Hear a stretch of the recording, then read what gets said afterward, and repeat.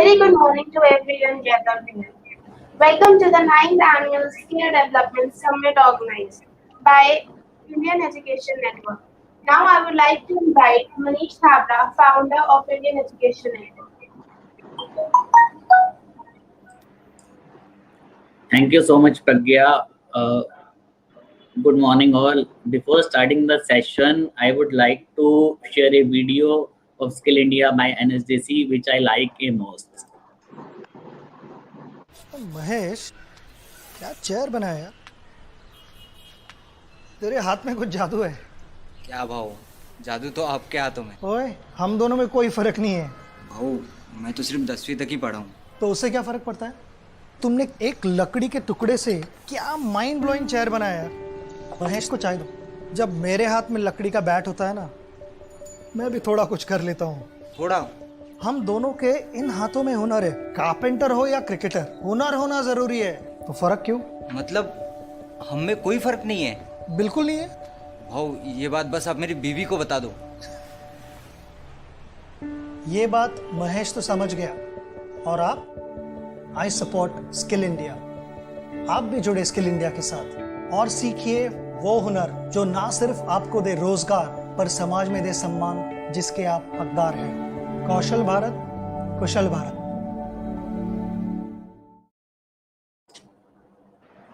So now this is the challenges in skill development, as most of skills are based on practical training in this COVID era.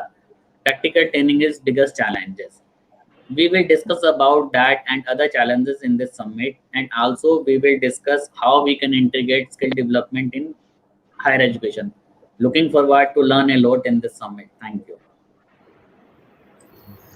Now to take this seminar forward, I would like to invite Vandana Bhatnagar.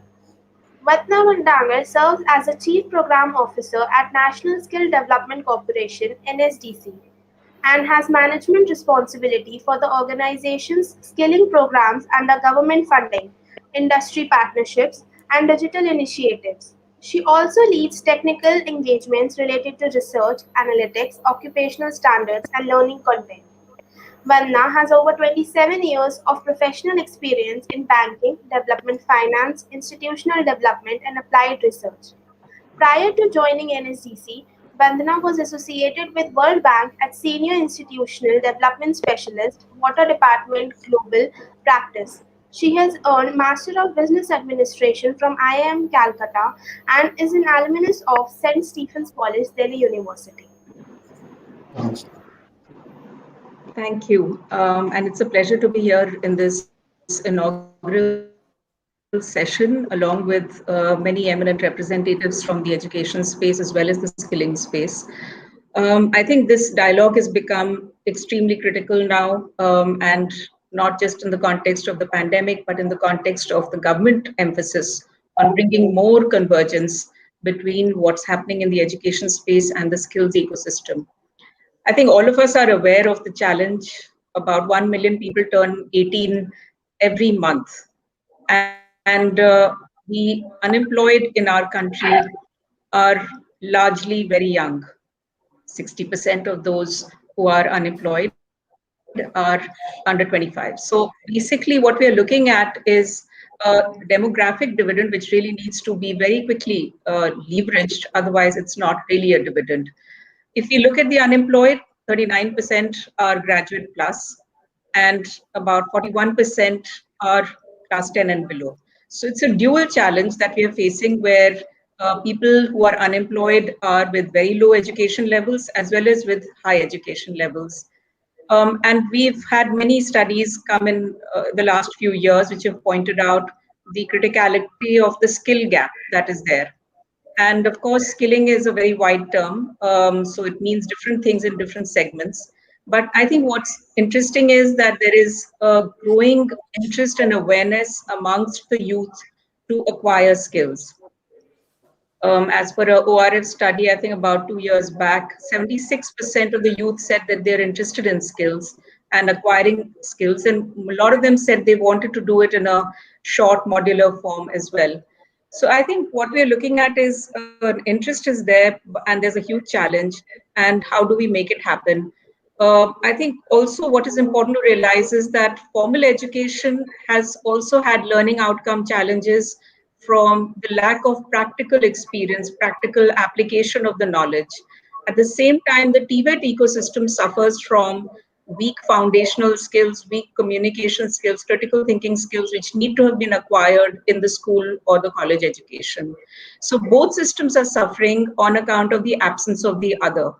I think from a student's point of view, there are really three gaps which need to be targeted. They need to be able to understand what am I good at. The second is to understand what are the opportunities I should be aiming for. The third is how do I get there? And these are fairly straightforward questions, and we need to help them address that gap. Broadly, there are three kinds of interventions one would look at. One is to offer them opportunities for skilling themselves in school, not wait for them to drop out and then go around trying to skill them, but it should happen right from class 9, 10 onwards, so that they discover what is their interest and what are their aptitudes. And the second is counseling, because even if people have kind of had a bit of exposure, etc., on what kind of practical application is there, there's need for guidance, mentoring for them to know how do they channel that interest as they go forward. And currently, one of the challenges is that the entire counseling ecosystem is geared towards information for higher education. There isn't enough information on proper career guidance across a wide spectrum of careers. There isn't enough information on the opportunities, learning opportunities outside the higher education system. So I think that counseling ecosystem has to be very, very critically addressed. The good news is I think there's agreement at all levels that this is an intervention area that the government would be targeting. And it'll happen in a coordinated way through the skill ecosystem as well as the school and college ecosystem. So that's one area of very critical intervention. The third would be to provide exposure to workplace, and that is through internships and apprenticeships. So the basic models, I think, need to be fleshed out, what we are looking at. Some work has already happened. We need to work together. The important piece here will be partnership between the skill ecosystem and the school and college education system. Without that, this cannot be addressed. If either feels that they will fill the role of the other, I think we are headed for a very, very long and very difficult journey ahead. It has to leverage the capacities already available in both ecosystems to make this happen. If we look at what's happened on the school education side, there has been engagement already that's been happening as part of the Samagra Shiksha Abhiyan. The NSDC ecosystem has been supporting that effort, albeit in a limited way. And there is a lot of scope to deepen that support. We have worked also in the last year to provide more interventions which are digital in character, whether linking to internships or online learning opportunities for school children in that ecosystem. And Gayatri, I'm sure, will elaborate further on what the experience there and what could be the interventions there. When it comes to colleges, I think the work is still very nascent, but work is happening in terms of looking at providing apprenticeship opportunities to college students at that as a part of their course. It shouldn't be seen as something which is happening outside that learning journey. It should happen as an integrated experience as far as possible. And that's something which several of our sector skill councils are working with many colleges. About 50 colleges have already agreed to embed apprenticeship into their degree programs. And we know that a lot of universities and colleges are interested in having skill modules, skill courses incorporated along with their educational offerings. From NSDC, there is a huge willingness and interest to contribute to this effort for colleges and skills who are wondering which way to go and how do they connect to the relevant service providers, how do they design courses which are relevant for their students. So I would just like to mention that from our side, there is definite interest and willingness to support that effort. And at an overall policy level, I think the credit framework, which is most critical to enabling this integration to happen, is something that is being worked on. And I think we'll be seeing decisions very soon on that. And then it is more about converting that into action. So I think that's what I wanted to share here. One last closing point I wanted to mention is that based on a study that was done a couple of years back, it was found that the learning outcomes of the students who had been exposed to vocational training, the learning outcomes on school education improved. Not just their confidence level, communication level, task management level, but also their academic outcomes on their school education. So I think this is a win-win opportunity that we really need to all target at and work at. And it's something that we'd be happy to discuss and explore further. Thank you.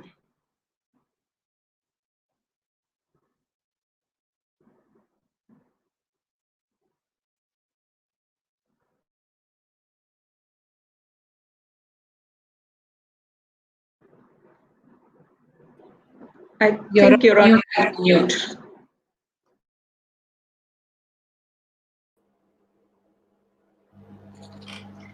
Thank you, ma'am, for your amazing views. Now, I would like to invite Dr. Gayatri Vasudevan.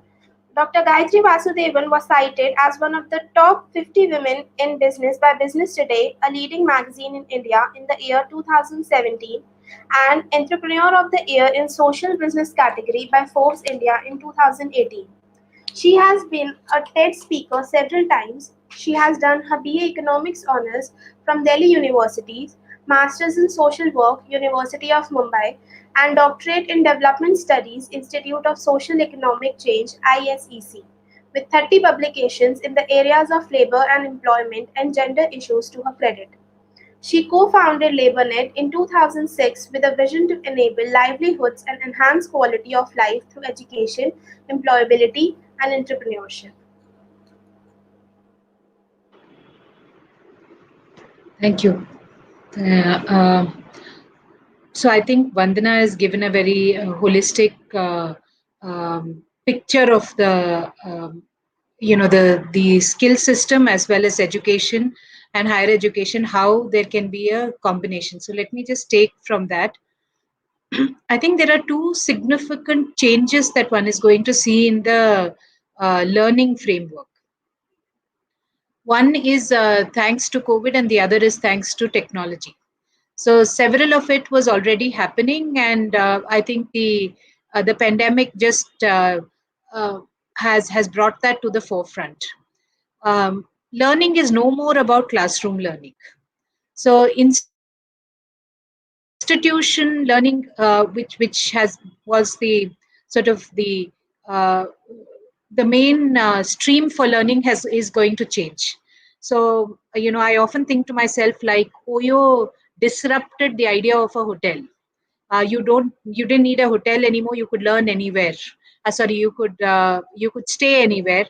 Like that, learning is seeing this total disruption which is happening, and the complexity that is there on that is one. I'm not going to address the the social and the emotional elements there, but I'm going to go into the positives that is going to happen because of that for the vocational and skilling system. So again, just borrowing from what Vandana said, the challenge has been both school education and higher education have absolutely lacked integration with skills, and therefore they have been found wanting for being theoretical. The vocational system and skilling system have first of all not achieved the same parity. That means if you look at it as on a scale, you would find there are far more people enrolling into education, both higher education as well as into school education, as compared to those enrolling into skills. And that is because of the feeling that only people who are failures, people who are poor, can go into vocation. So that change in mindset is going to come from earning mindset, right? Like, suppose you feel that somebody can earn well, I think that change of education to skills will happen. But for that to happen, it is this apprenticeship or internship which is going to be disruptive. And here I really want to take three modalities of training and talk about it. There is the virtual training, which is what, like today's meeting, we are. The whole smart classroom has been accessible to the middle class and the and those who can afford it. So affordable schools, affordable colleges, etc., have moved to virtual. So that means if classroom is not there, one is able to actually have classrooms wherever you are. So location becomes irrelevant. So there's a digital divide there, which is come in between the government schools, government colleges, the poor and the affordable, those who can afford it. And I'm calling affordable from an actually the higher income rather than affordability. So that I think is one element. The second thing that is there is the whole self-learning.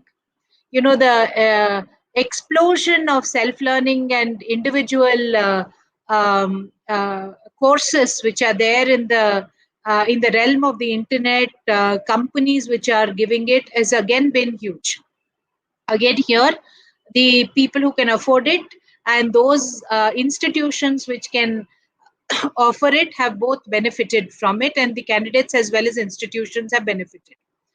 The third, where very little work has been done, is on the apprenticeship. So how do we give internship at work locations? And how do we really grade that is a real question mark to us, right? What are the methodologies where I'm again going to go to the OYO example. Every home can be a hotel. Every workspace can be a learning space. How do you measure that? And is there a technology disruption which is required there? I think is going to be the next change which is happening. People have seen major investments come into companies which are doing workshops. I think in the beauty segment there have been such disruptors which have come in. But how do you do it at scale? So there are two significant problems, I would say. Is problem number one is how do we ensure those who are um, amongst the poor? And today, especially with the pandemic, we have a lot of the people who have moved to poverty. So how do we ensure this group is moved to digital? That means also that the state systems have to change. Is the state system looking at its own criteria for education and saying that we need to bring virtual? In that case, how do you do it? Because state systems are really worried about audits. So audit, how will they audit that learning has happened? Has the teacher taught? I think that's the big problem which is there at a policy level. At an individual level, it is a practical digital divide, right? I may have just one laptop and a mobile phone. I have 2 kids or 3 kids. Between 4 people or 5 people in a household, who gets access to that? And therefore, how will I access it? So as an individual, as a poor person, as a poor mother, then the question is really, how am I going to do it? As the state needs to answer, can it change its criteria to be inclusive for digital? And does it have the methodology even to do it? So government program, payments, etc., will really depend on that. And the third is the integration of all three as a single learning outcome. That means virtual, self-learning, practical, or internship or apprenticeship. Is there a way for us to integrate that? I think these will be the next decade is problems for all of us to work together to solve. And the last thing which I'd like to bring in is type of jobs have changed. So that means that the whole permanency issue has been on the wane for the last 30 years. So I was just looking at another statistics, which is the ease of doing business. So, the ease of doing business in India has been largely related to the work permit system, right?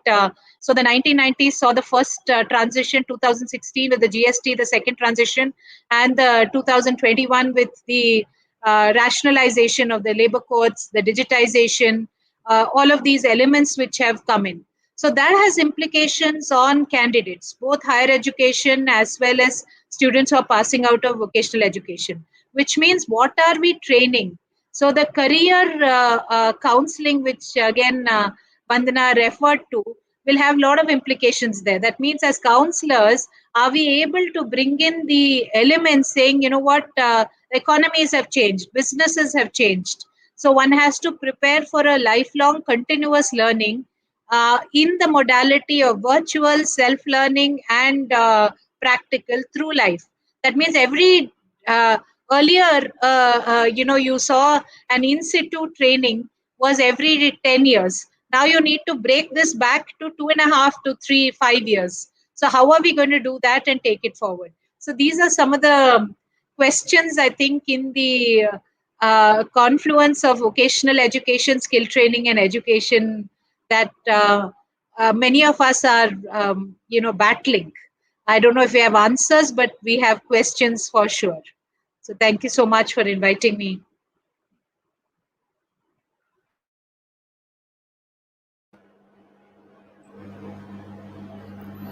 Thank you, ma'am.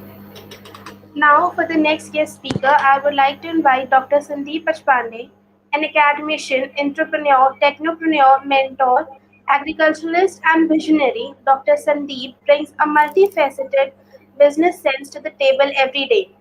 Dr. Sandeep has done his senior executive leadership program from the Harvard Business School, Boston, USA, and is in Harvard Business School alumni. He is currently pursuing the Kellogg Executive Scholars Program at Kellogg School of Management, a PhD from one of the top universities, University of Pune, MBA topper from Leeds Metropolitan University, UK, and DE Computers.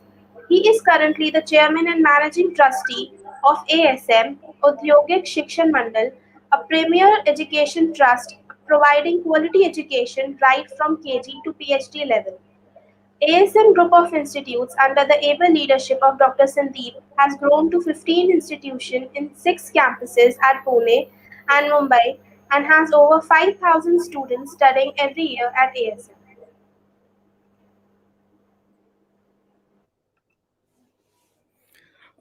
Thank you very much. Good morning to all the distinguished panelists and the attendees. A pleasure to be here at this important session.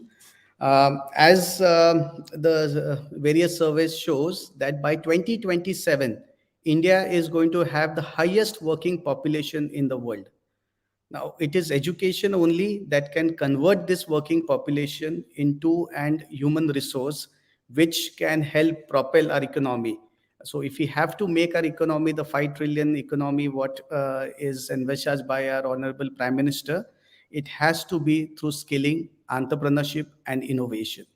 Now, the role of education, I say, is to prepare our students for the careers and the jobs of the future. And this is where skilling plays a very, very important part. Now, as other speakers have already said, that with the advancement of science and technology, with the digital things growing, the jobs of the future are going to be very different. And this is the challenge which our education system is going to face. More than 60% of the jobs which will be entered by our students don't even exist today. That is the gap what we need to fill. As per the World Economic Forum, the existing people also need to be reskilled. So more than 50% of our workforce needs to be reskilled. We need to upskill our not only teachers, and also we have to upskill our existing workforce as well as new skill them to adapt for these new jobs of the future as such. When we look at that, we have to create students which have skills in problem solving, critical thinking, creativity, innovation. So that these are the 21st century skills which have to be taught. And we have to make use of technology and adapt to technology to reach to such a vast population.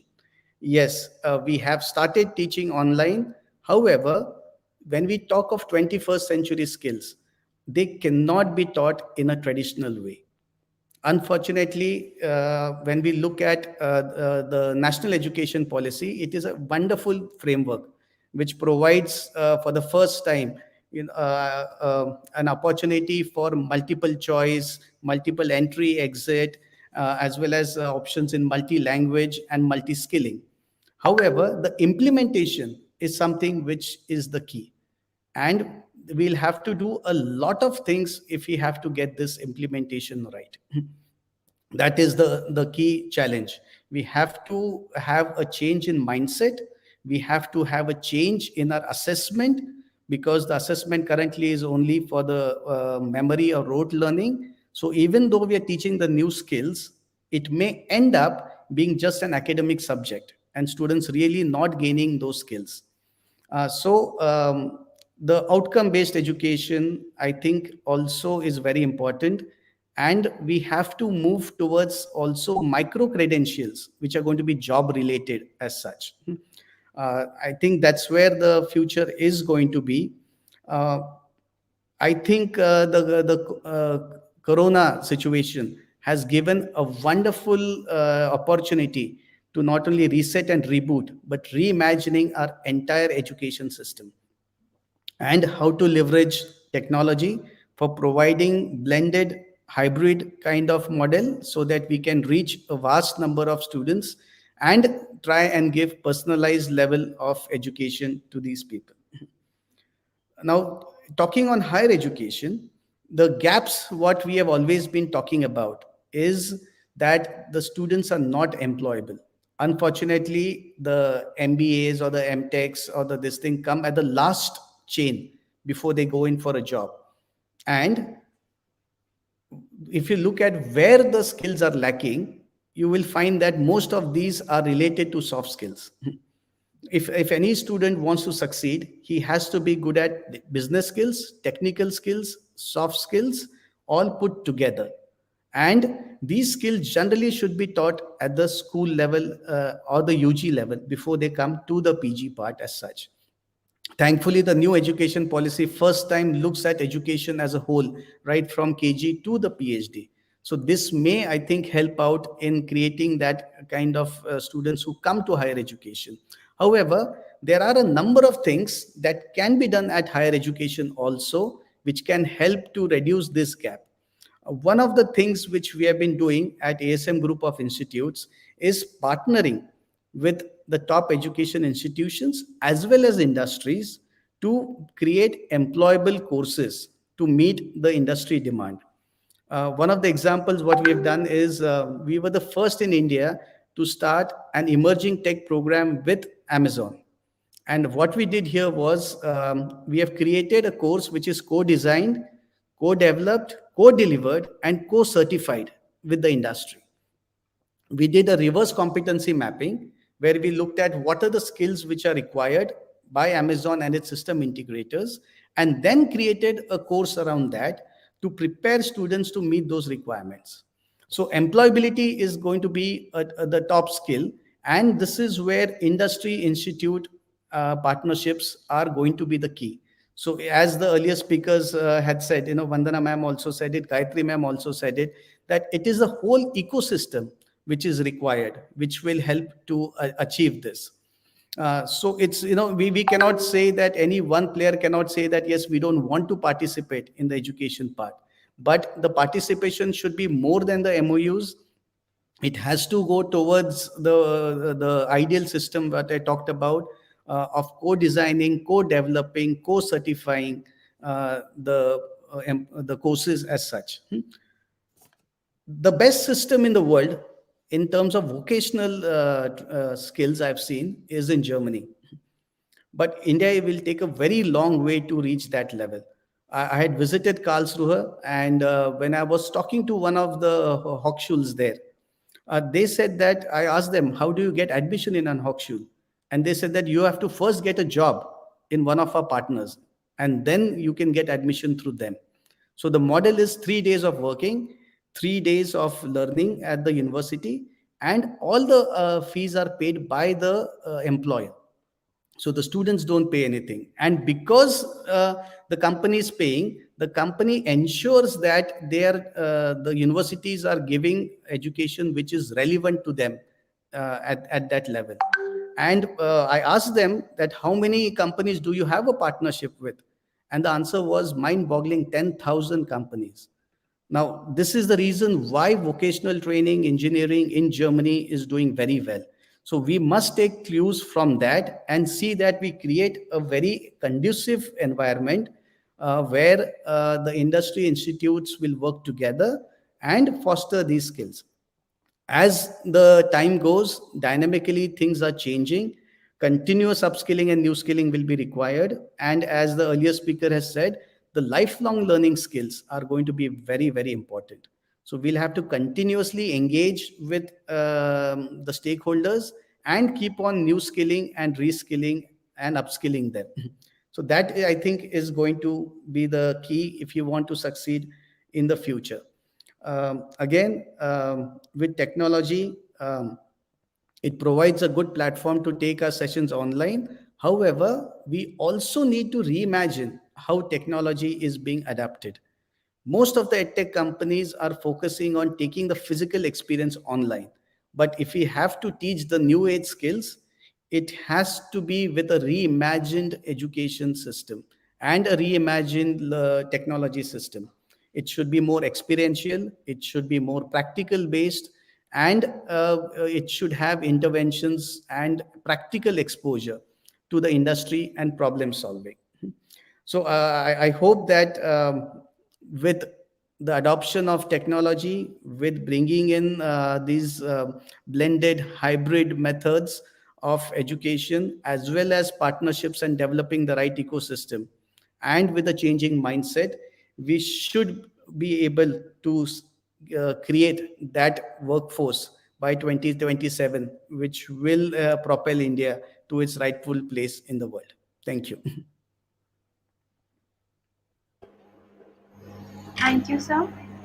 Now, taking the seminar forward, I would like to invite Dinesh Sood, highly motivated, a 24/7 energetic, passionate, and a postgraduate in journalism and mass communication.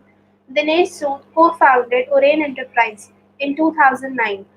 As a first-generation entrepreneur, he is a true hands-on leader with a clear vision for his life goals, expanding Orain's trail across the globe being one of them.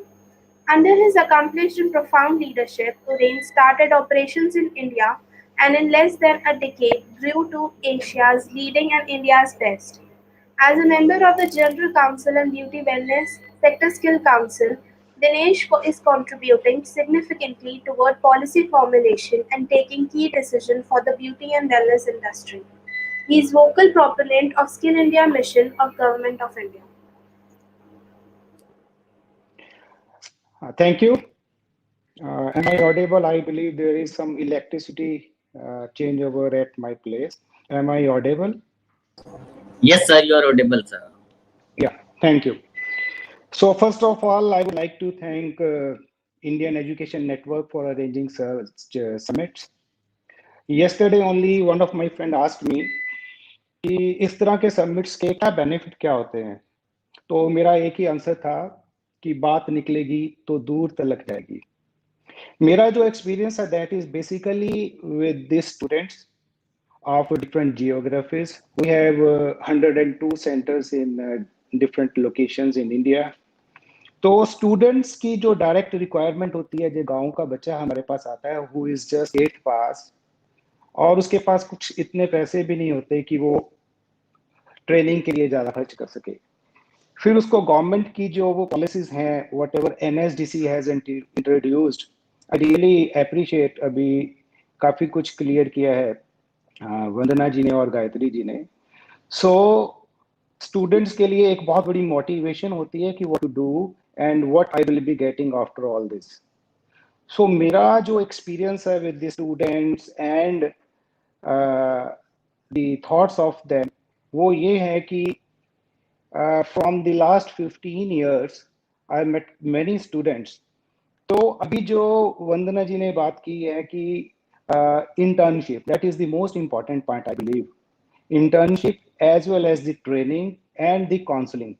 If the counselor is good, counselor is able to make it understand that what are the aspirations of the students, उस student के अंदर skill क्या है, वो अपनी life में इस skill के साथ क्या कर सकता है.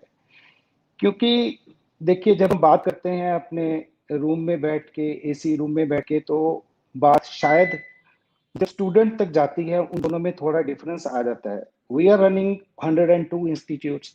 सभी इंस्टीट्यूट्स के अपने एक्सपेंसेस हैं, ब्रेक इवन्स हैं, टारगेट्स हैं, उनको भी मीट करना होता है और हमारा भी फोकस रहता है कि बच्चे को किसी तरह से एडमिशन दे दें. But during this pandemic total mindset change हुआ, बहुत सारी लर्निंग्स हुई. बहुत कुछ हम सब ने देखा अपने आसपास में, बहुत सारा ऐसी चीजें हुई जिसके साथ स्पेशली हमारा तो माइंडसेट बहुत चेंज हुआ। तो जो इंटर्नशिप है उसके साथ साथ मेरे को लगता है कि जो असेसमेंट है, assessment is also plays a very important role. Assessment के लिए मैंने अपनी जो हमारी सेक्टर स्किल काउंसिल है ब्यूटी एंड वेलनेस, उसमें भी अप्रोच किया, and thanks to the CEO of beauty and wellness sector skill council, she made me the head of the sub committee of assessment. So assessment also plays a very important role I believe, because हमारा experience assessment का कोई बहुत अच्छा नहीं था when there were assessments in our centres, but now even internal assessments of Orane are so robust. हमारे जो trainer हैं उनको हम इंटरनली सर्टिफाई करते हैं।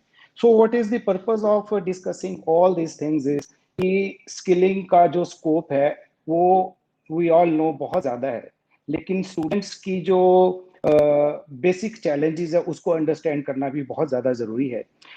No doubt NSDC is doing a lot, that's why the new initiatives e learning के ऊपर काम हो रहे हैं। तो हमारा इंडिया में एक्सपीरियंस के साथ साथ we open college in British Columbia Canada. वहाँ की हमने ट्रेनिंग इकोसिस्टम देखा कि how they are working in skilling.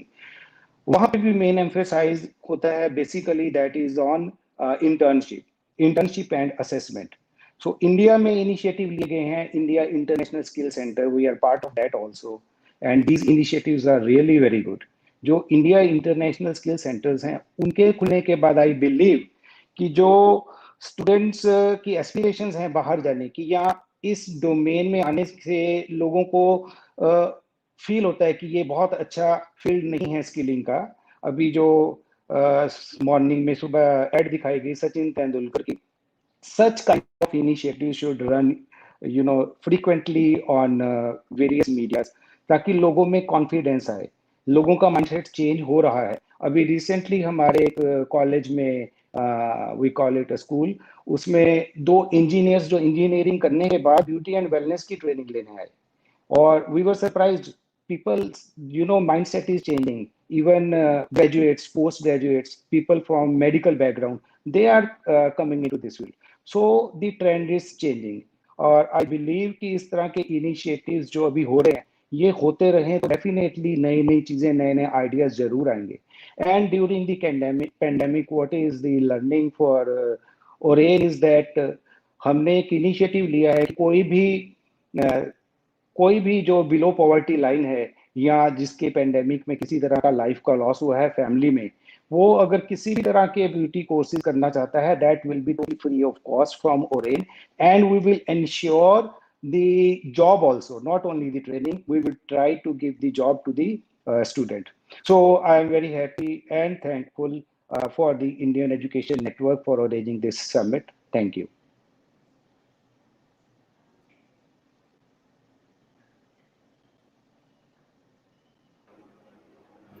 Thank you, sir. Now, for the closing note, I would like to invite Bhuvashekhar Vijendra.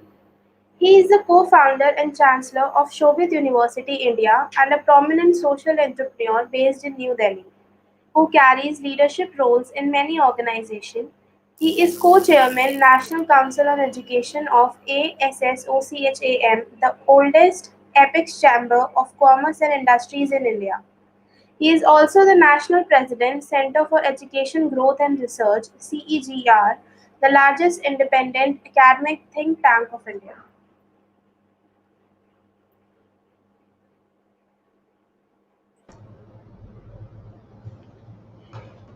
Thank you very much. Good morning, everybody. If I am audible, it seems I am. Yes, sir. Yes, sir. Okay, thank you. So, a wonderful morning with rain and all those things is happening here in Delhi. And first of all, let me congratulate and thank Indian Education Network and the one-man strong army of Indian Education Network, Mr. Manish Chabra, for taking this initiative. It is not a one-time exercise what he is doing. It is 9th annual skill development summit. Continuously 9 years, This organization is talking about skill development when many of us were not even thinking of that. The nation was not talking much about that. So all my compliments and congratulations, Manish, to you and your team for a wonderful job you are doing. It was indeed a pleasure to listen to wonderful speakers in the morning. Madam Vandana Bhatnagar from NSDC, Dr. Gayatri Vasudevan, Dr. Sandeep Panchpande, my colleague otherwise also in other organizations, and Mr. Dinesh Sood. Everybody spoke about the possibility, need, availability, and challenges. The best thing what I found, what Mr. Dinesh Sood said, बात निकलेगी तो दूर तलक जाएगी. Exactly, this is what is required.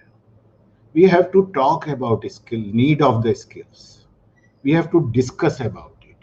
We have to deliberate and see that everybody knows the importance of skills. Generally, what happens when Dr. Sandeep was telling that highest working population by 2027 will be we Indians. We do not know. We do not realize. We are just concerned that, oh, demographically we are so rich, oh, population control has to be there. But this challenge can become a dividend for us.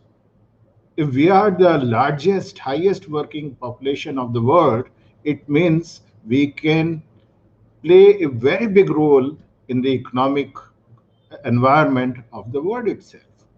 But for that, coming 6 years, we all have to work day and night. And I must thank from this platform also our Honorable Prime Minister. The day I remember when this ministry was made, Skill Development Ministry, maybe I was one of the very first few who wrote to him, it is not needed. Right from the day one, I was surprised that why education and skill development are two ministries. Because skill cannot be developed without education, and education cannot be think of without skills. So this merger of two ministries again, this is a much needed step, and I congratulate Honorable Prime Minister for the same, and my compliments to the Minister of Education, Shri Pradhanji, Dharmendra Pradhanji, that he will be able to integrate what was needed to be integrated a few years back itself.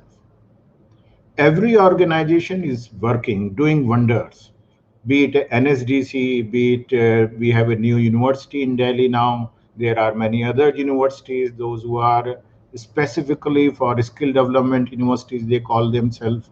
There are 1,000 plus other universities, those who are doing wonderful job. There are wonderful institutions like ASM Group and many other in the country, those who are really very seriously working in this direction. All the councils and all of us are working in that area. But what has to be seen? Yesterday, we all remembered Abdul Kalam Sahab. We all remembered on our social media, on everywhere, we were talking about him. If I look at him, or if we read his books, what he talked about is skill and education. And very beautifully he talked about it. What he talked about, what Dr. Sandeep touched, life skills. He never said, go and take this degree and you will become employable, or you can become an asset for your nation and you can contribute to this thing and that thing. He said, first you should have life skills. I call it a second transcript. What second transcript? Everybody has to have. Every school has to start that. Everybody is worried, oh, this year CBSE result will come on the basis of 30, 30, 40, how it will be there, what will be the metrics, what will be the result, how admissions will be there. But nobody is talking about this second transcript in schools also. And that second transcript is a school of gumption. which I believe every school has to have in their system, even universities, institutions, they have to have. We all are talking about certain superficial skills. इसे ये सिखा दो, इसे नौकरी मिल जाएगी. ये सिखा दो, नौकरी मिल जाएगी. But we have to understand that every skill in this country or globally has a shelf life. It will expire. What skills I learned when I was 20 years old, they are not needed now. But what life skills I was given throughout my life, they are helpful otherwise also. So I will quickly start with that, and I will try to just touch upon them, what that school of gumption needs or what skills are needed. For me, they are 7 C's. Curiosity, courage, compassion, collaboration, calmness, and communication. And communication, why I emphasized, communication does not mean speaking in English only. Our new education policy speaks about regional languages. Our industry, 99% of the workforce speak the regional language. Only on the top, a very like a top of the pyramid, they need to speak English, they need to speak other language because they have to interact with the world. They have to make other policies. So these 7 C's need to be there, which everybody has to have. And these 7 C's, what they will do? They will develop a fluid skill mindset. And once that mindset will be there, change will start coming. We all say that skills are needed because we have to make India self-reliant. आत्मनिर्भर पहले बनाने के लिए पहले हमें आत्मनिर्भर होना होगा. First we have to be self-reliant, then India will be self-reliant. We have to be employable, we have to see that we are entrepreneurs or whatever we are doing. If we look at what Honorable Prime Minister, when he was talking about self-reliant India, what he said, there was 5 I's were there. Intent. I'm happy that in the country intent is there, that everybody should be self-reliant. We all know that. We all are working in that direction. Every stakeholder is working in that direction. Inclusion. Sometimes it is missing. Honestly, it is missing. We all are working at separate verticals. We have to come together. We have to develop a very inclusive ecosystem for skill development, for ensuring that what skills are required to somebody, they are available. Investment, a challenge. And for that, corporate world has to come because we cannot rely on the government. We cannot rely on the private players only. Many other people have to come together. Maybe CSR money has to come in that. Infrastructure. Many times we cry that infrastructure is not there. I was happy when Madam Vandana was talking about that schools, universities should come. And exactly like if you listen to my video recordings, which must be available with Mr. Manish Chabra of last 4 or 5 years of this particular summit, every time I was talking, my concern is this. Those who have infrastructure, they are not involved. Why NSDC, why skill councils are waiting for universities to come to them?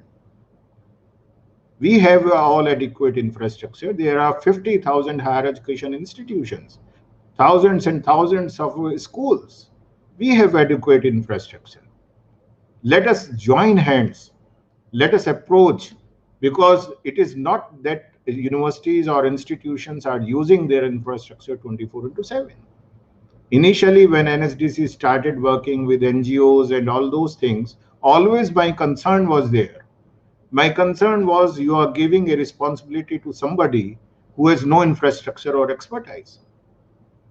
And what they will do, they will sublet the responsibility to somebody else. And subletting a responsibility means subletting commitment, conviction, and performance. I'm happy that now involvement is happening and infrastructure is available which need to be used at maximum. Innovation was the 5th I, what Honorable Prime Minister talked about. Dr. Sandeep touched upon it.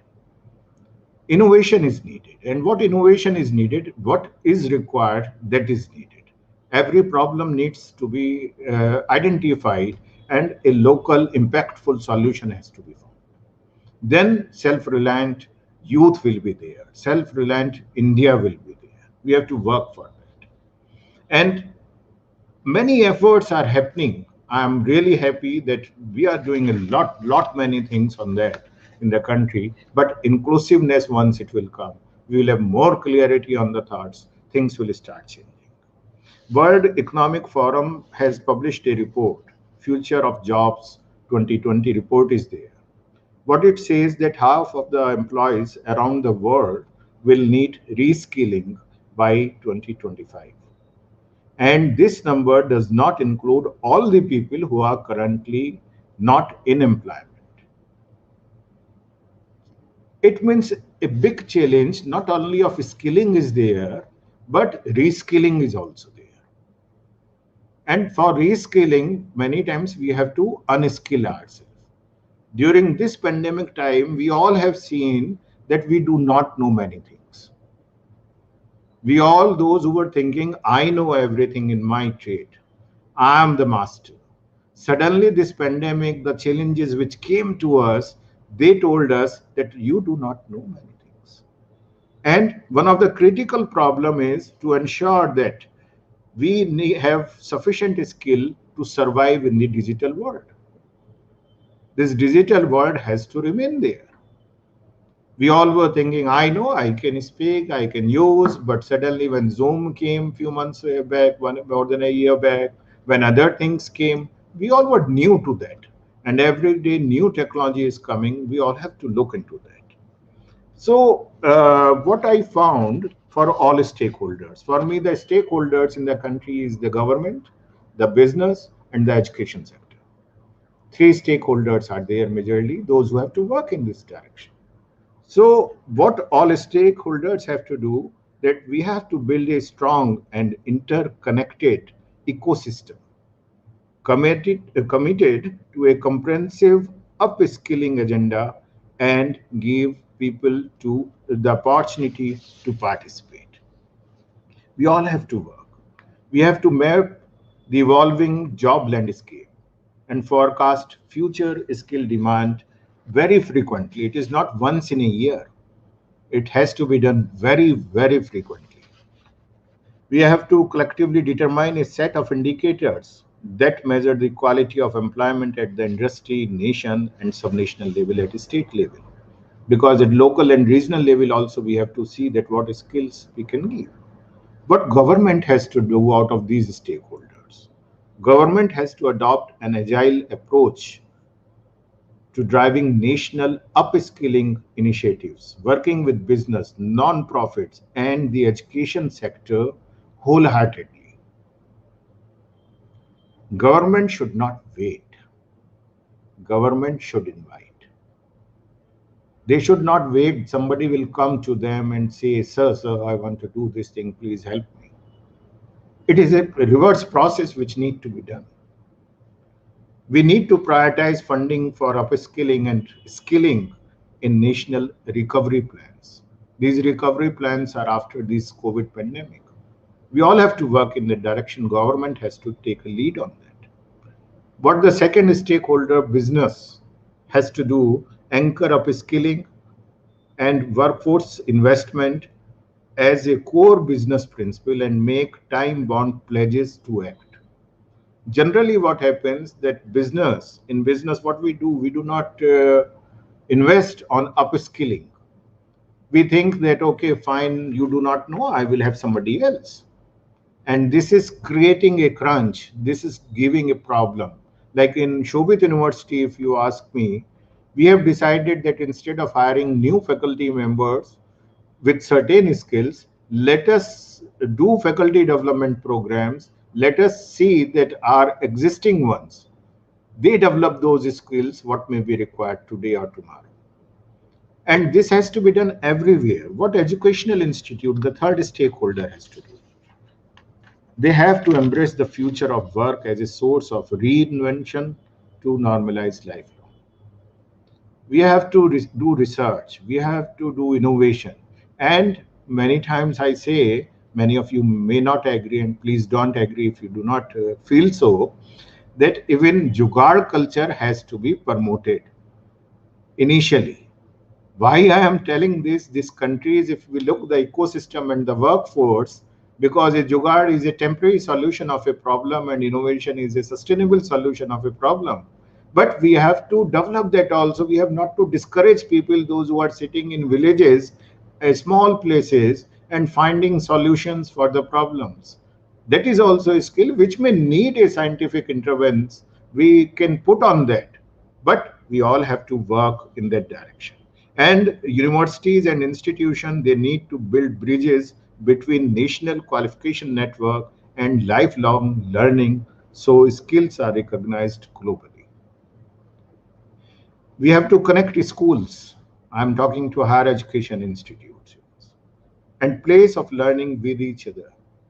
And it has not to be done regionally, locally, it has to be done globally. And I again congratulate Sandeep that I have seen that in his institutions, he's doing some very wonderful takes he has taken, wonderful initiatives he has taken, which are worth mentioning and worth praising, and everybody has to do that. Today, the universities, what is the agenda? What we are doing? Universities are now playing three important roles: knowledge transfer, skill development, and we are involved in economic growth of the society. These three important tasks, what important role universities are playing, they need to be acknowledged, they need to be recognized, and then only the things can be done in a better way. This country deserves wonderful skill sets. We have wonderful skill sets. They need to be honed, they need to be further reskilled, and the world is waiting for Indians to work with them and to empower them also economically through our skill sets. I congratulate all the stakeholders, those who are working in this domain. Let us all join hands to empower our nation with wonderful, skilled workforce and education. Thank you very much.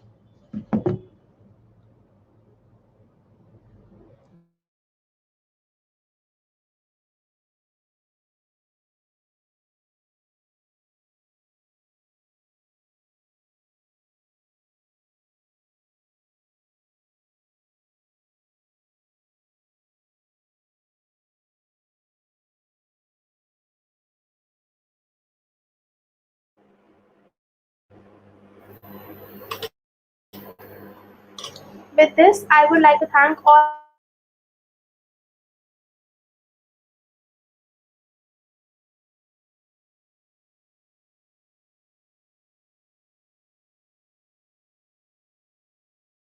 our guest speakers for sharing their point of views on skill development.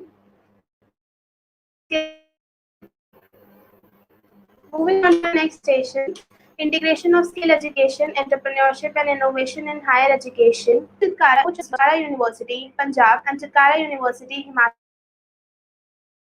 Entrepreneur Dr. Chitkara co-founded Chitkara Educational Trust in 1998 with a vision to impart quality education to seekers of the region. Since then, the four organizations under the ambit of the trust, 2 universities and 2 schools, have grown to become the most sought-for place for the students seeking quality education. Over to you, ma'am.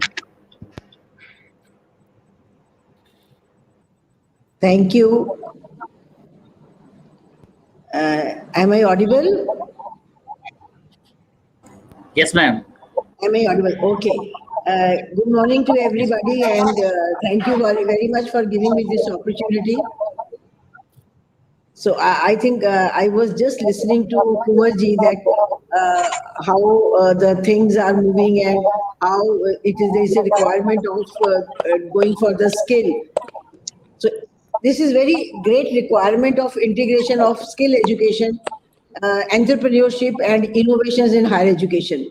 So if you talk about the skilling and the entrepreneurship and innovation, These are the three pathways to sustainable world. And if you talk about the sustainable development goal, so everybody is talking about now SDG 17 goals, and our national education policy, they are also aiming to build a sustainable world that can be realized only if we focus on education for sustainable development.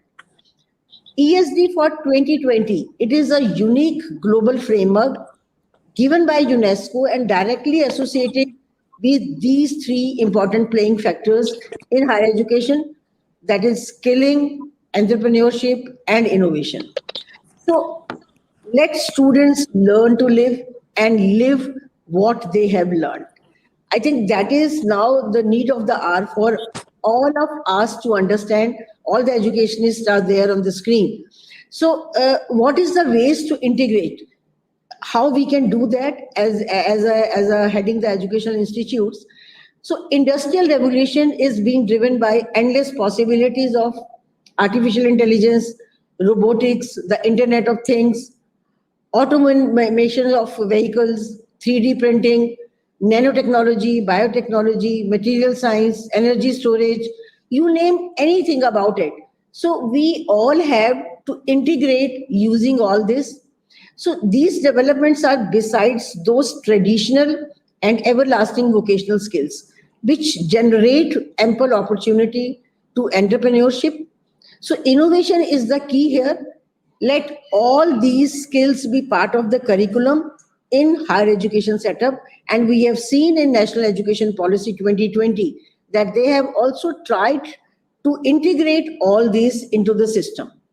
And if you talk about the skilling, so skilling must be deeply aligned to the formal education system at both the high school, the undergrad studies.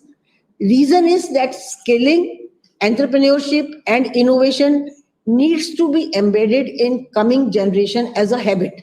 So it should become a habit for the young generation. And three essential habits of a learner to be imbibed right from schooling till higher education through curriculum is learning by doing, which is skilling. And I will give you one example in Chitkara University that we started align ourselves with the NSDs. So NSDC, 16 NSDCs, we are aligned to them. And for that skilling purpose, we have developed a world-class plumbing lab, HVAC lab. So we are doing that so that when the learning by doing concept comes and the skilling comes, so they should be able to understand while working on those projects. And the second, which is very important when we talk about innovation, is learn to solve problems of society. And we have seen during pandemic that whenever there was a problem, the entrepreneurs, the innovators came to our rescue to give the solutions for the pandemic problems. And the third is that learn to be capable and responsible citizens of the world, and which comes under the entrepreneurship. So I think we should give the adequate emphasis and mechanism. We should devise something. There should be a common pool of expert soft infrastructure resources. Some of the components include the teacher training, which is very, very important, that we have to train our teachers. And we all have seen that during pandemic, when there was a full lockdown, immediately, I think we all universities, higher education or school education, every educational system tried to give the training to the teachers that how to go for it.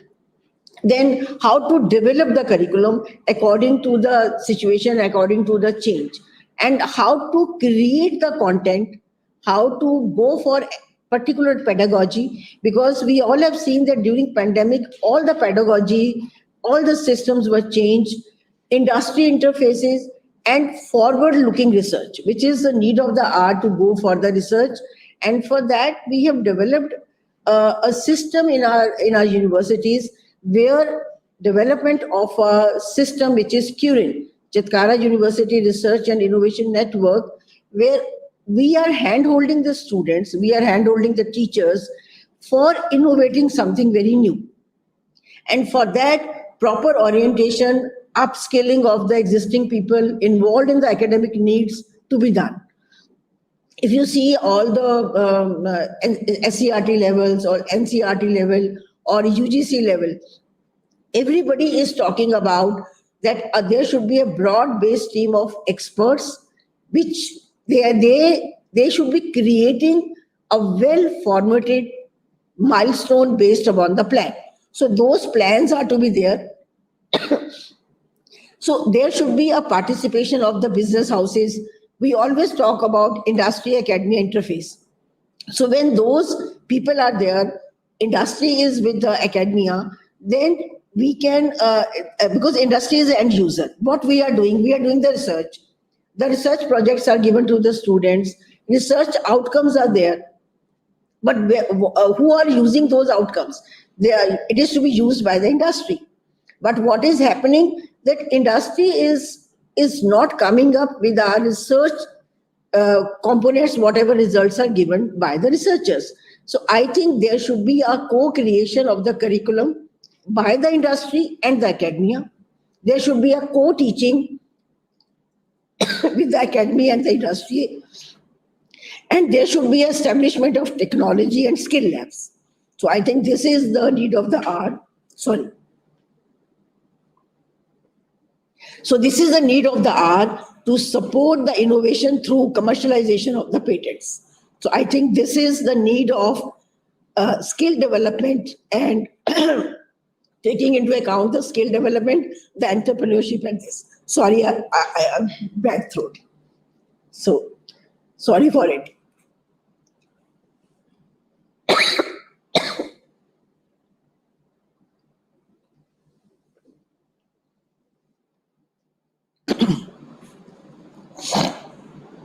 So for this, we have to take the different steps, how we can do this. The first step can be the observation and how we have to observe the problems. There should be a team, focused team for this.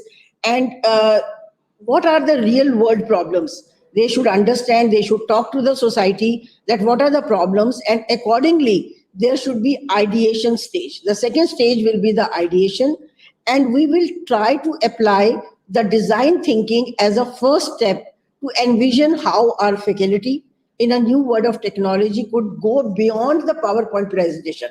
So when you talk about the technology, previously everybody was talking about the PPTs. They were saying that it is all technology when there is a PowerPoint presentation to a fully integrated pedagogy. But now we have to establish the digital labs, digital studios, because now you have seen during pandemic, everything was virtual. Everything was, so I'm sitting here in my e-lounge. There is a lounge created by our IT people where we all can work and virtually we can talk to each other. So we are very comfortable. So second step comes the ideation of the ideas. And the third is the rapid prototyping. How we created an additional prototype classroom in all the schools of the university. And I think their prototype should be very sophisticated. It can be used, the wireless technology can be used, audiovisual capabilities, movable tables, chairs, so very different setup has to be used if we want to work into a new setup. Then there should be, very important step is that users' feedback. So the users, the stakeholders, we have to take their feedbacks, and that should be very active, and the flexible, open and transparent space should be given to all the stakeholders. And I think now when we are talking about that how the technology will be after pandemic or what should be the new normal. So there will be always now the criteria will be of the flipped classrooms, and there will be a very blended learning type of situations. So I think that is the need of the hour. And the last and very important step is the iteration.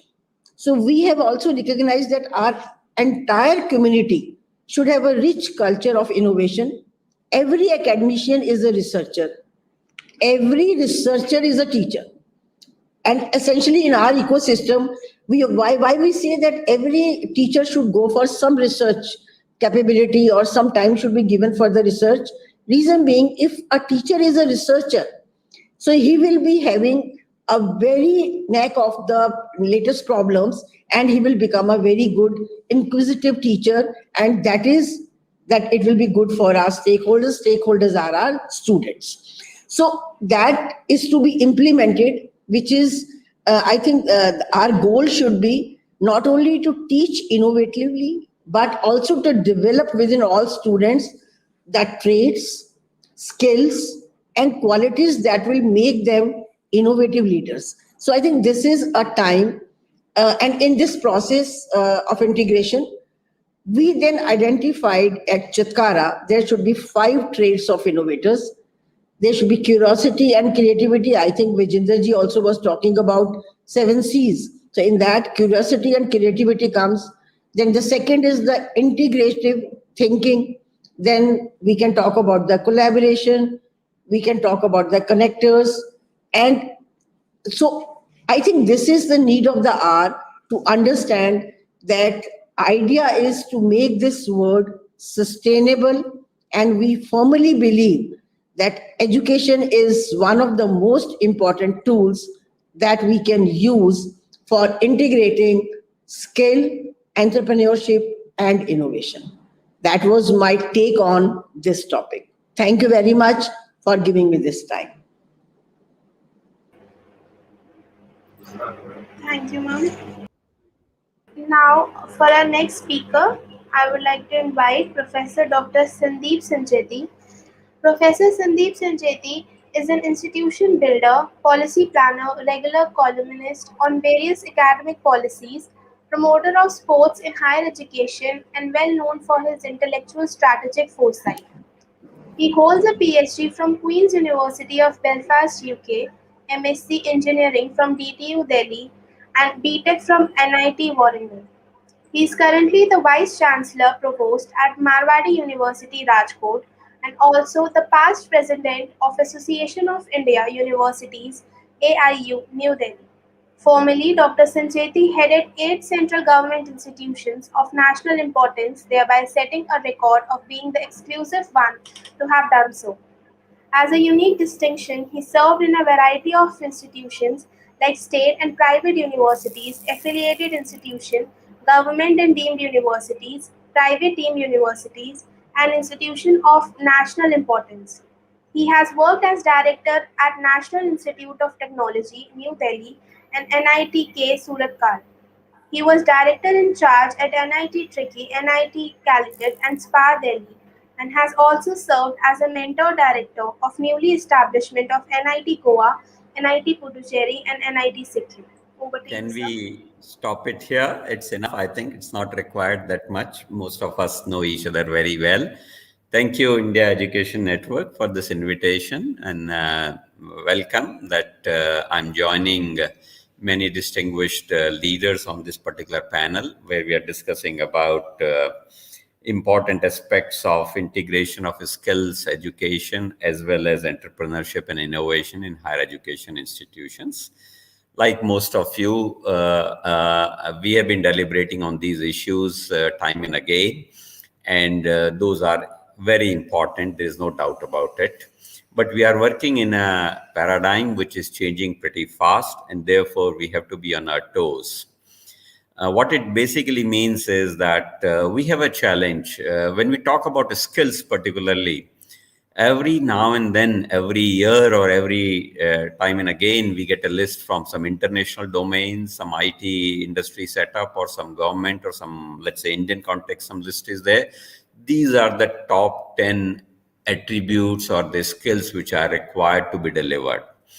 And this wish list never ends. Everyone adds something from their side. And I must say that the skills are skills, of course, important.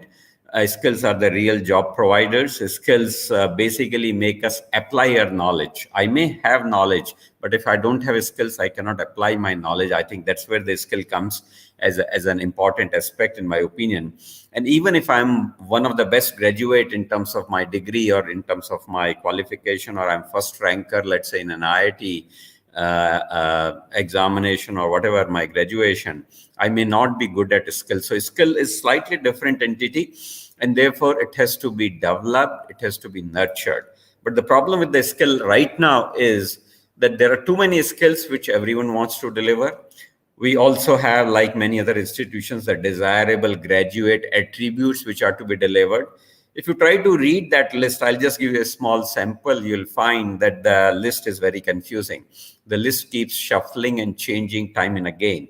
For example, skills may be communication skills, leadership is a skill, problem solving is a skill, critical thinking can be a skill. And when you mix up it with some other attributes, or as I say, graduate attributes, you'll find resilience, mental well-being, emotional empowerment, passion and curiosity, stress management. Even these attributes are required. Whether you call them a skill or not, people do mix it. And then, of course, there are many other things. So I'll not go into that, what is right and what is wrong, how to distinguish between one and another.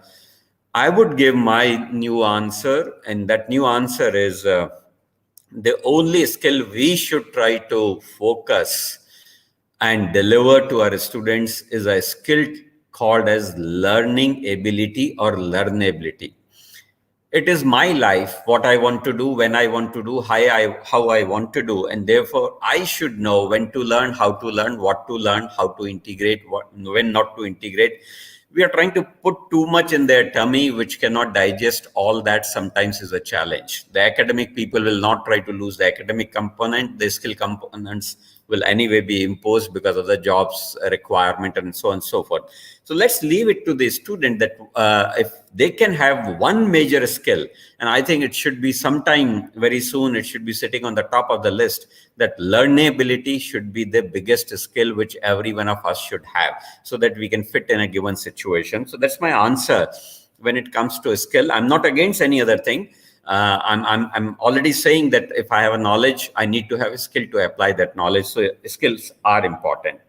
Let's come to the second point, entrepreneurship. How to do it in the education? Everyone wants to be an entrepreneur, but somehow the confusion is entrepreneurship means start your own business or shop or whatever that may be. I'm sorry, I'm using the critical word here. Enterprising person can be in a service also. I may be, as a vice chancellor, very enterprising person. I may be an entrepreneur, whatever name you give it to me is fine. So let's not give a very narrow definition of what an entrepreneur should be, that he should start company, have patent and start making profit and suddenly become a unicorn. I think that wrong kind of a seed when we say, before I plant a tree, I say that I should have 100 mangoes coming out of that tree, or 1,000 mangoes coming out of that tree every season. I think you load the tree unnecessarily. So entrepreneurship should be defined very nicely, nurtured very nicely. And one way in which we can do this, and I've been doing it in my last 3 to 4 institutions which I've headed, is the way that one full semester for entrepreneurship, which may be 7th or 8th in case of engineering. It can be other semesters in other cases, and start a semester ahead. The beauty of that is that the student gets support from other students get support from teachers or the facilities which are there. Students also can take risk because there is nothing to lose, and if they are successful, they'll continue, otherwise they'll take a job and go. But if they do it at the end after graduation, I think the family pressures, the peer group pressure, the friends pressure that, hey, you've not got the job, what are you going to do, where are you going to set up your startup and all that, those challenges come. And therefore, giving them 6 months time would be a boon for them if they want to do it. Let them fail, doesn't matter. Let the idea be half cooked, doesn't matter. But give them that time and space so that they can do the entrepreneurship. I come to the last point, innovation. I think it's the most used word, I will say abused word, in the context of conferences and interactions and the webinars, which we have been doing even before COVID, let me tell you. And I would like to comment here that there was a funny side when some people were suggesting that there should be a university for innovation. I find it difficult to digest that how can one university do innovation without proper education, and rest of the other building blocks and others cannot do the innovation. You can name anything, but to expect that this university will do innovations and others won't do was funny. I would say that the innovation again goes to the root level. And the root level for innovation is exciting young minds, letting it open with every situation. The problem with Indian education right now in that sense is that we do not allow our students to ask questions. We do not allow them to to even deliberate any matter regarding our syllabus, course contents, and examinations with them. Whether they are right or we are right, it doesn't happen. We are loaded with the course to be delivered, and teacher, even if he wishes, cannot do it.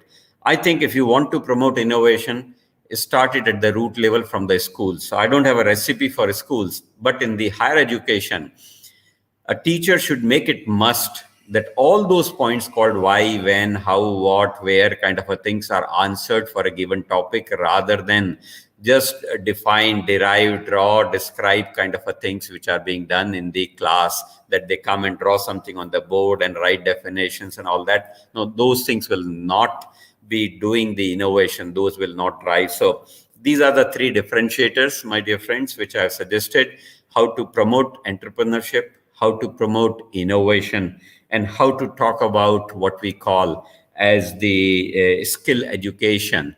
I hope some of the points will find some sync with my other colleagues here, but I'll stand corrected if they have better strategies and new ideas. We'll try to capture that and use it. So thank you, India Education Network. Thank you, everyone, for listening to me patiently. Namaskar. Now, for the next panel speaker, I would like to invite Sachin Gupta. Sachin Gupta's journey of 2 decades in the higher education sector started when the Delhi government initiated and permitted entry of private sector in higher education. He has been very passionate about providing higher education in general and to make it affordable to rural youth in particular. Youngest Chancellor Award by Her Excellency Srimati Pratibha Patil, former President of the country, and Sri Sri Ravi Shankarji is a testimony of the recognition which is bestowed upon him. Besides this coveted award, many other awards have been conferred on him, such as Bharat Gaurav Samman, Bharat Vidya Shiromani, Youngest Entrepreneur, Youngest Chancellor Award, etc. A few of the initiatives, like setting up a business incubator as also Center of Excellence in teaching and in collaboration with MSME, setting up labs with latest equipments, exhibit his futuristic outlook of teaching and learning. A very good morning to all of you. To all the panel speakers here, I congratulate and Mr. Manish Chabra for the 9th Annual Skill Development Summit, and also thank you for giving me the opportunity to speak here. On the topic of skill education, entrepreneurship, and innovation, I think this is the most top topic over here, and this organization has been talking for 9 years. I think they've come a road far from 9 years back till today. In the today's scenario, we talk about education and the industry. The new way of working is work from home, artificial intelligence, global village, 24/7 availability, virtual currency, virtual market, virtual platforms. And when we talk all about this, in the scenario, the skill development, what has taken place after post-pandemic, I think we all have moved to online education, and no one had thought about it. But what has been the real outcome? If you talk about on the other side, there has been almost 4 to 5 lakh students who have left the schools in this pandemic, and there has been no education available to them. The reason being various. Either they can't afford, and though there were schools who could not really upgrade themselves or were not of the caliber of like some private schools or other government school could do. So they also being part of the country, I think every citizen of the country, every student of the country has the right for education, right for skill, and the opportunity to grow. When I say this, we as educationists have a lot of on our shoulders. And I remember Dr. Kalam, when he visited our campus, and he gave me an idea when he was just an institute. He said, why just an institute? Why just a university? It's a global village. Create schools here, create industries here. The one campus, create a global atmosphere here. So what I'm talking about is, when you talk about skill, we are talking in isolation. Schools talk in isolation, the schools and colleges talk in isolation, the industries talk in isolation. I think time has come with the new education policy when the schools, and not only college, but also industry has to come together. I remember way back 97, 98, we all used to talk about industry and academia coming together. Yes, now a lot of courses have been launched on industry, academia coming together and requiring the skill that is required, especially in the IT sector. A lot of skill development has taken place. Companies like Upgrad, Microsoft, IBM, all have come forward with the new courses, launching of new courses. A lot of companies have come in last 2 years. If you Google, there are n number of courses available for the skill development. And the people in the working class also, they have also grown with the skill development. They have upskilled themselves because that is the need of the hour. But at the same time, when I say that, skill is not about just, when we talk about the organization like NSGC, there's almost like Dr. Kuvijan said, and there were initial other platforms also, and we both spoke about, we all need to have district skill centers. When we talk about skill, it's not about a class, it is all about all the people in the uniformity of district or country, or we talk about India or Bharat, everyone needs to be skill upgrade because skill has a shelf life. And then we talk about the life skill. We make our students just not a skill oriented for a particular sector, but also talk about that in any situation in life they can adopt to. So skill is about skilling in not only just the current scenario, but also in the years to come. So we had proposed that there are hundreds of institutions, thousands of institutions available in the country, and the sector skills and this organization like NSGC should come together, and every institute or the university should have a center of excellence for a skill, so that every student knows that this university has a specific center of excellence for a specific skill, or a specific district has specific skill development centers, like the government launched the ODOP, one district, one product. That is what wonders in Jhansi. We talk about strawberry working there. So that could be a model for the skill development. And when we talk about entrepreneurship, it is not everybody's game, as Professor Sethi very rightly said. Entrepreneurship, it is not about just entrepreneurship, it is about the skills and the thought process that a student has. Some student may be good at administration, some good students are good at IT, some are good at entrepreneurs, every blood has different, their own type of their abilities and disabilities. So we need to find them, nurture them. And this should start from the very class 8th.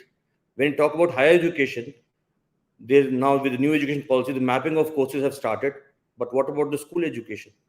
There are different boards available. Different states have different boards, different curriculums.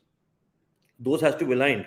And entrepreneurship subject has to be nurtured from class 11th and brought to the high school, to the education, from the high to the higher education.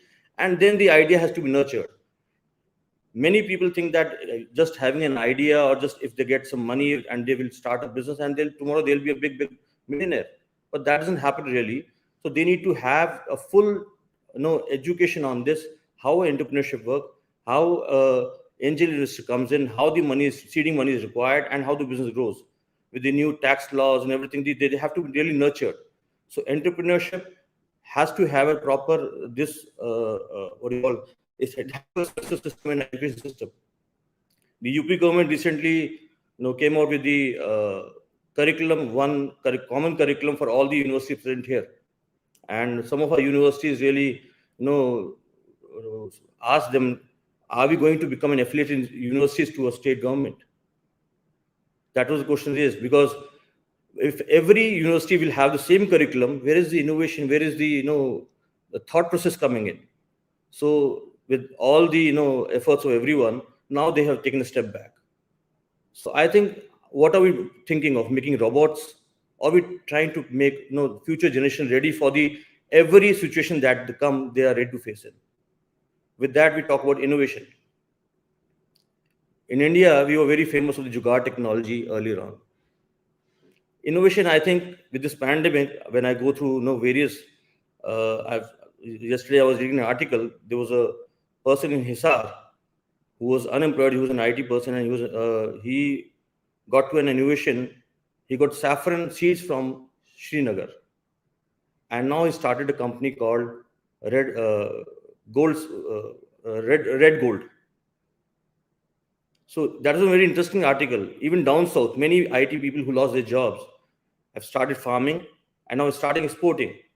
So innovation is it is all about necessity is the mother of innovation. So that what really I mean to say is, when you talk about innovation, from the school education, when we go to a hotel, we are asked what we like to have.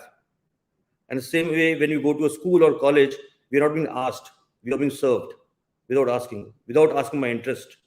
So I think what we need to do is we need to really pamper our students and ask them to raise questions to the teachers, raise questions to the faculties members. It should not be one way. We are not making our students think. The moment we make our students think and make them talk, I think the whole idea will change. Our education system has from several years has just given them a ready-made textbooks, and they've been taught like A is for apple and B for ball. But we never made them think, A could be something else also. So the moment we make them think, I think the scenario will change. It's not about only A for apple. So the whole education system, after new education policy, we've submitted a white paper with the government of HR, education, and also UGC, that the minimum curriculum has to be designed, but the 50 to 30% curriculum should be the curriculum given to the universities and the council sectors. They should come in and they open and they get the skills and innovation and research centers developed. With the innovation, you have to have research centers. Many patents, like ma'am from from Chitkara University said, there are a lot of patents being done, but there are no buyers for that. There are a lot of ideas with the students, but where are the ideas to be converted into entrepreneurship? So the angel investors has to come in. When we talk about our students going to industries for internship, they have their own issues. They have their own production issues. They have their own labor issues. Many of them just ask, please, you can take the certificate from us as an experience certificate, but we don't have really time to spend on you. They don't have the time for spending on the students coming in for the what do you call for semester innovation, what do you call. But who will invest time on them? If industries don't come in, they don't invest time. It is really high time that they will not get skilled labor. We as an educationists or universities or schools, colleges cannot give them what they want. So they also have to come in. So my thought was just that all industry, academia, schools have to come in. The research centers have to be sensitized, and the whole education with the new education policy. I'm very thankful to the government of India today for bringing in the new education policy, and a lot of work has to be done. It's been years we're talking about skill, but skill is we have got to go a long roadmap has to be really a long road has to be covered before we reach what we're aiming for. So my views on this. Thank you so much for giving me the opportunity. Jai Bharat, Jai Hind. Thank you.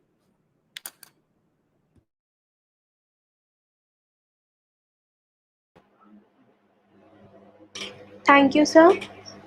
Now I would like to invite Professor Ashish Khosla. Ashish Khosla is the President Innovation at Sholini University and CEO of AADDOO. An MBA from IIM Calcutta, he has over 25 years of experience working in senior management at leading international companies including Citibank, HSBC, and UNB. Over to you, sir.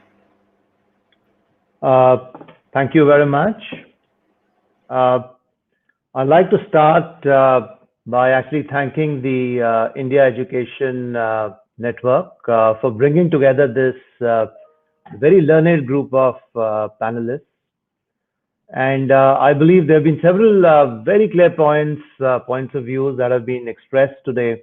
And I've been making notes. And if you may, I'll start by talking about some of the key points that I'm to re-emphasize some of the points that are very important to a talk on skills, entrepreneurship, and innovation. So Dr. Madhu Chitkara talked about using the entire SDG framework and integrating this in education. I think if somebody can do that, that brings the ability to bring skills and making it relevant socially at a very to the next level. Professor Sandeep talked about learnability. And there is actually a very popular course amongst the most popular courses that are taught online, which is learning how to learn. And if you can get learnability across our, 300, 400 million students, who are looking at higher education and get them to understand how to learn, they will automatically climb the ladder of education. And Sachin talked about the coming together of industry and academia, which I think is very important. And that same point was also mentioned by Dr. Chitkara when she said, we have many patents, but what is the applicability of the patents when it comes to the industry? So maybe one needs to look at a top-down approach where the idea for what needs to be innovated comes from the industry, gets absorbed in the academia, and then a solution comes in from the university teachers or students. Now, coming to the topic, there is a sweet spot in terms of skills. And when we look at the skills that the industry requires, I would believe these are 4, not 15, not 20, Dr. Sandeep, but I'd say just focus on 4. And these are soft skills. I would talk about communication skills, collaboration and teamwork, creativity and problem solving, leadership skills and persuasion. And I think somewhere it is the role of an education institute to create a milieu and an environment where students get an opportunity to develop these skills. Many of these skills cannot be developed directly in a classroom. So these are skills that have to be coached and nurtured indirectly by giving students an opportunity to express themselves in a way or pick up these skills as part of project work or teamwork or other such exercises. Coming to communication skills first, again, we all know it's a matter of practice and also about getting a good coach. And, if I may say so, we now have the ability to use AI to actually give students the practice and coaching ability to actually help them, for example, learn how to be successful in job interviews. And that's something we do at our university. So we have tied up with a company which has a program called Sikandar.ai, wherein every student can do an online, not only one, but hundreds of online interviews. And the AI actually gives them tips and tricks as to how to kind of succeed there. The second point is collaboration and teamwork, and it's important for students to work in projects and collaborate as a team. Typically, the way forward for this is, can the teacher set up a difficult task, a near impossible task for the student, and let them work together, and let them kind of work together to kind of understand how to reach this task. And that is how you can kind of get students to understand that how to work together, what one person cannot do, a group of people can do properly together. The third point is leadership and persuasion. And this is about, I think, flipping the classroom in a way, in a different way, by giving students the opportunity to take charge and take the lead for projects, for coaching peers, as well as for working in social projects. I also feel that, while developing, and I've left out one skill, which is creativity and innovation. We'll talk about that because that's a separate topic by itself. It is also important to understand that personality of students matter. And it's also the role of the Education Institute to create a safe ground for all students. So students can be extroverts, people who raise their hands and ask questions. They can be introverts or thinkers, people like Einstein, who would never really communicate properly during their class, but were very deep in terms of what they were able to understand in terms of a problem. There would be people who like to network, giving them an opportunity.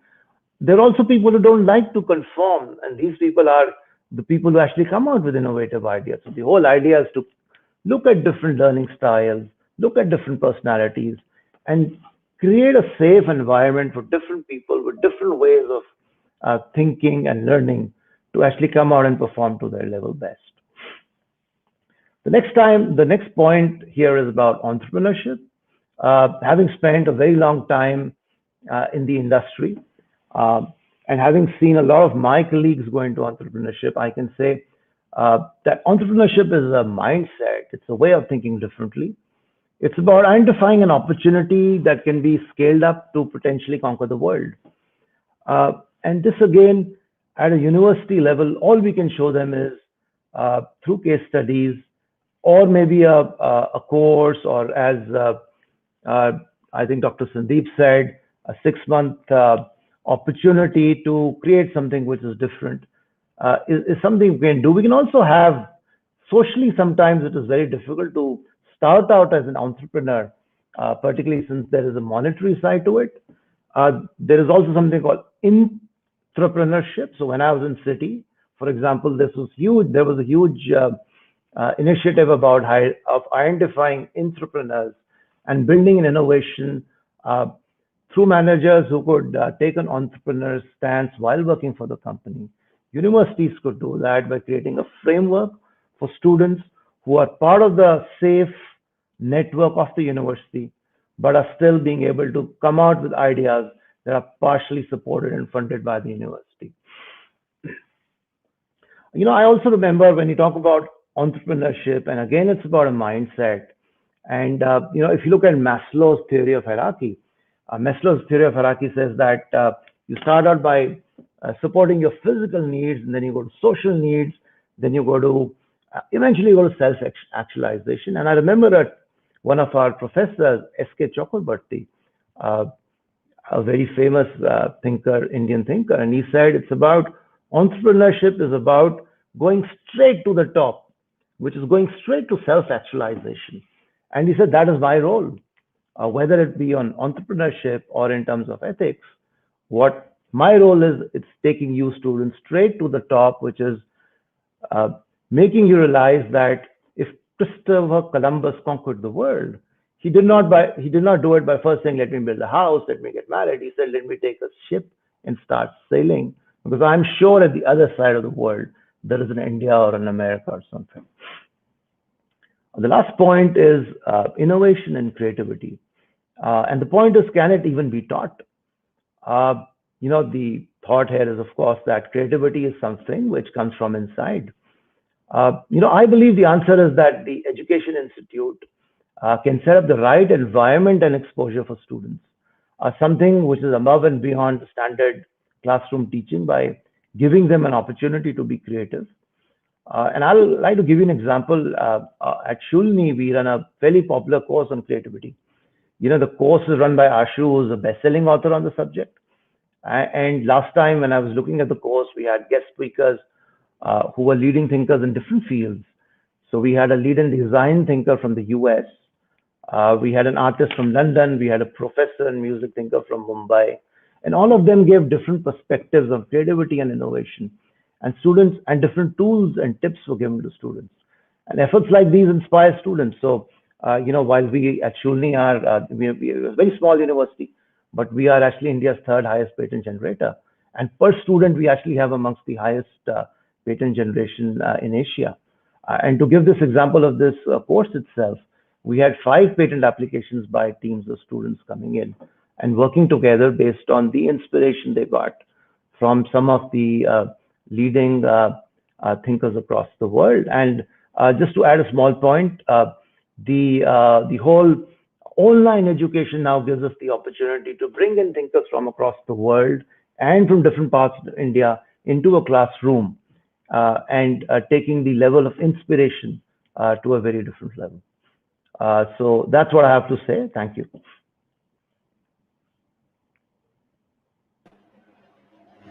Thank you, sir. Now I would like to invite our next panel speaker, Vikas Singh. Dr. Vikas Singh is a Vice Chancellor at ITM University, Raipur. He is an accomplished higher education leader with experience in establishment and growth of multidisciplinary universities. He lays strong emphasis on outcome-based education, effective student learning outcomes, academic excellence, strategic academic planning, collaborative research, policy development and governance, budgeting, cost efficiencies, and benchmarking global best practices at higher education sector. Dr. Singh is an authority on new education policy and has authored the book Paper to Screen: The Future of Education. This book has featured in Amazon best-selling education book list and has been translated into Persian language by University of Mazandaran, Iran. Over to you, sir. Thank you so much. Thanks to Indian Education Network and Manishji for inviting me to this 9th Annual Skill Development Summit. It's really a pleasure to be sharing the panel with such stalwarts, and this is not the first time. Sandeep ji is there. It's a pleasure, listening to you every time, sir. Sachin ji is there, Abhay ji is there. It's a big pleasure to be sharing the platform again. This, topic is very interesting. The summit is on skill development. I have a little different opinion on this subject, because I have observed over last 10 years, there is a remarkable change in the way students are receiving skill development, students are receiving entrepreneurship, innovations. 10 years back, I would start with, if in the orientation program, in the first day, when I was speaking with all the first year students, and let's say a huge auditorium, 1,000 students, 800 students, and, I asked how many of you would be interested in going for skills or entrepreneurship. Very few hands, were going up. But today, when I asked the same question, about 15-20%, students raise their hand on the day one. And if I slightly modify my question, or I ask a add-on question like how many of you would be interested in entrepreneurship after 5 years, I would say half of the auditorium, raise their hands that they would be interested in, starting their own entrepreneurship business, after some time. And there has been, we have 2 incubation centers, one by Newgen IEDC, by DST, another by MSME Business Incubator. And earlier, teachers were following students, to come up with ideas so that we can apply the necessary number of project ideas. But things, have changed dramatically over last 2-3 years. Today, when we have a startup, weekend, we have a annual event by the name of Startup Weekend. It's limited to 200 students. So now, for last, I would say 3 years, the number of applications are more than 200. Students are, very eager to come and participate, and we had to, stop the registrations at some point of time. So acceptance towards, this is increasing. I'll take a very interesting anecdote, why this is such a big challenge in India, I would say. About 8-10 years back, one of my friend who is there settled in Australia with his family, he came to my house. We are a family of engineers. My father did his BTech from IIT Roorkee. At that time in 62, it was not IIT. I'm from the same institution where Sanjay sir is there, from DTU. My son is also doing engineering in civil engineering from DTU only. Why I'm saying this, my friend came along with his, family, his wife and young kid. So, as any, Indian parents would ask this question, I asked, what you would like to become in future? And that young kid, answered me, uncle, I would like to become a plumber. And, I tell you, in my drawing room, I was sitting, my wife was sitting, my father was sitting, and that young kid said, I would like to become plumber. There was this different kind of silence, in the whole room, because a young kid saying that he would like to become plumber, was not acceptable to society as such. Had he said engineer, doctor, IAS, we would have been very happy that the child is having such nice aspirations. But in Australia, the family settled. The young son says plumber, and we all take it little taken aback. So I think the society or friends or family, Sandeep sir touched upon this point, that the bigger challenge at the end of the program, if a student says to his family, after doing incubation, entire incubation support for more than a year, getting funding from Department of MSME or DST, 2.5 lakh rupees for DST, 6 lakh rupees from MSME. Still, if the boy says or the girl says to his family that he would like to start his own business, generally the family or the society or the friends are not, accepting that kind of decision. I think this is one big challenge which young Indian students, are facing, that acceptability is little less. Just a few days back, there was one TV debate was going on, and I heard something which was very painful. There were 2 gentlemen sitting there. I won't name them, during the discussion, one person said to the other, do not come and debate here, jao jaake puncture lagao. That kind of statement on national TV, jao jaake puncture lagao, it means, look at the way people are looking at, skills. I believe, this is changing. I'm very happy that this is changing, and it's all because of, maybe higher education leaders, maybe people like us, those who are promoting it at our campuses, at our education institutions. But still, when we talk about outcome-based education, there are, again, Sandeep sir touched upon that. There are program outcomes. There are only 5, outcomes from PO1 to PO5 which are domain dependent. The remaining 7 ones from 6 to 12, they are domain independent, outcomes. So unless you have some activity around them, how would you develop those domain independent, how a teacher or how every teacher can take steps in that direction? Now, I'll share, quickly what we have done at our, ITM University. We have created an individual career plan where student is, asked in the beginning itself whether you would like to go for a corporate job or a placement opportunity, or you would like to go for, entrepreneurship. The feedback is very essential, because that decides how that student is, going to, whether it's a 3-year program, 2-year program, 4-year program, even 5-year program, let's say integrated program or architecture program of 5 years. From the first year to the last, the final semester, there is a complete individual career plan decided, which is basically a dual effort by the training and placement department as well as the academic department. They create a plan for each and every student that what he would like to become. And for every, I would say, program, we have identified certain job roles. Job roles means you are doing, say, MBA in finance. So what are the job roles available? Whether you would like to go for consulting, you would like to go for fintech firms, you like to go for maybe brokerage firm or portfolio management. You need to decide, or private banks. You need to decide what kind of job role you are looking at. Depending on that job role, then for every semester, we have identified some add-on program. Add-on program means some MOOCs program we have identified, maybe from Udemy, maybe from EDX or Coursera or any of the platform. But then by the time the student completes the academic program, he has certain skill-oriented, courses also completed in addition to the academic courses that he is completing, at the university. Now, why this is important? This is important because this kind of additional, he or she becomes more employment oriented or more job ready if they are looking for placement. And if they are looking for their entrepreneurship, then all those programs every semester are done by EDC department, the entrepreneurship development cell, and we have IIC also. So all those programs are there, for those students who are looking for entrepreneurship. So depending on the direction the student is choosing, we are taking care. Now we have, Unnat Bharat Abhiyan, we are partner to that.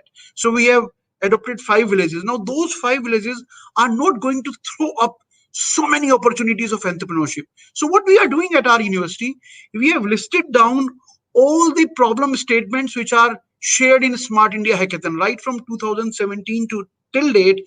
Whatever those Smart India Hackathon problem statements are there, we have complete list of those statements. Now what we do, that ICP or EDC program throws those problem statements to students, that if you're looking for entrepreneurship, you're looking for some real life problem solution.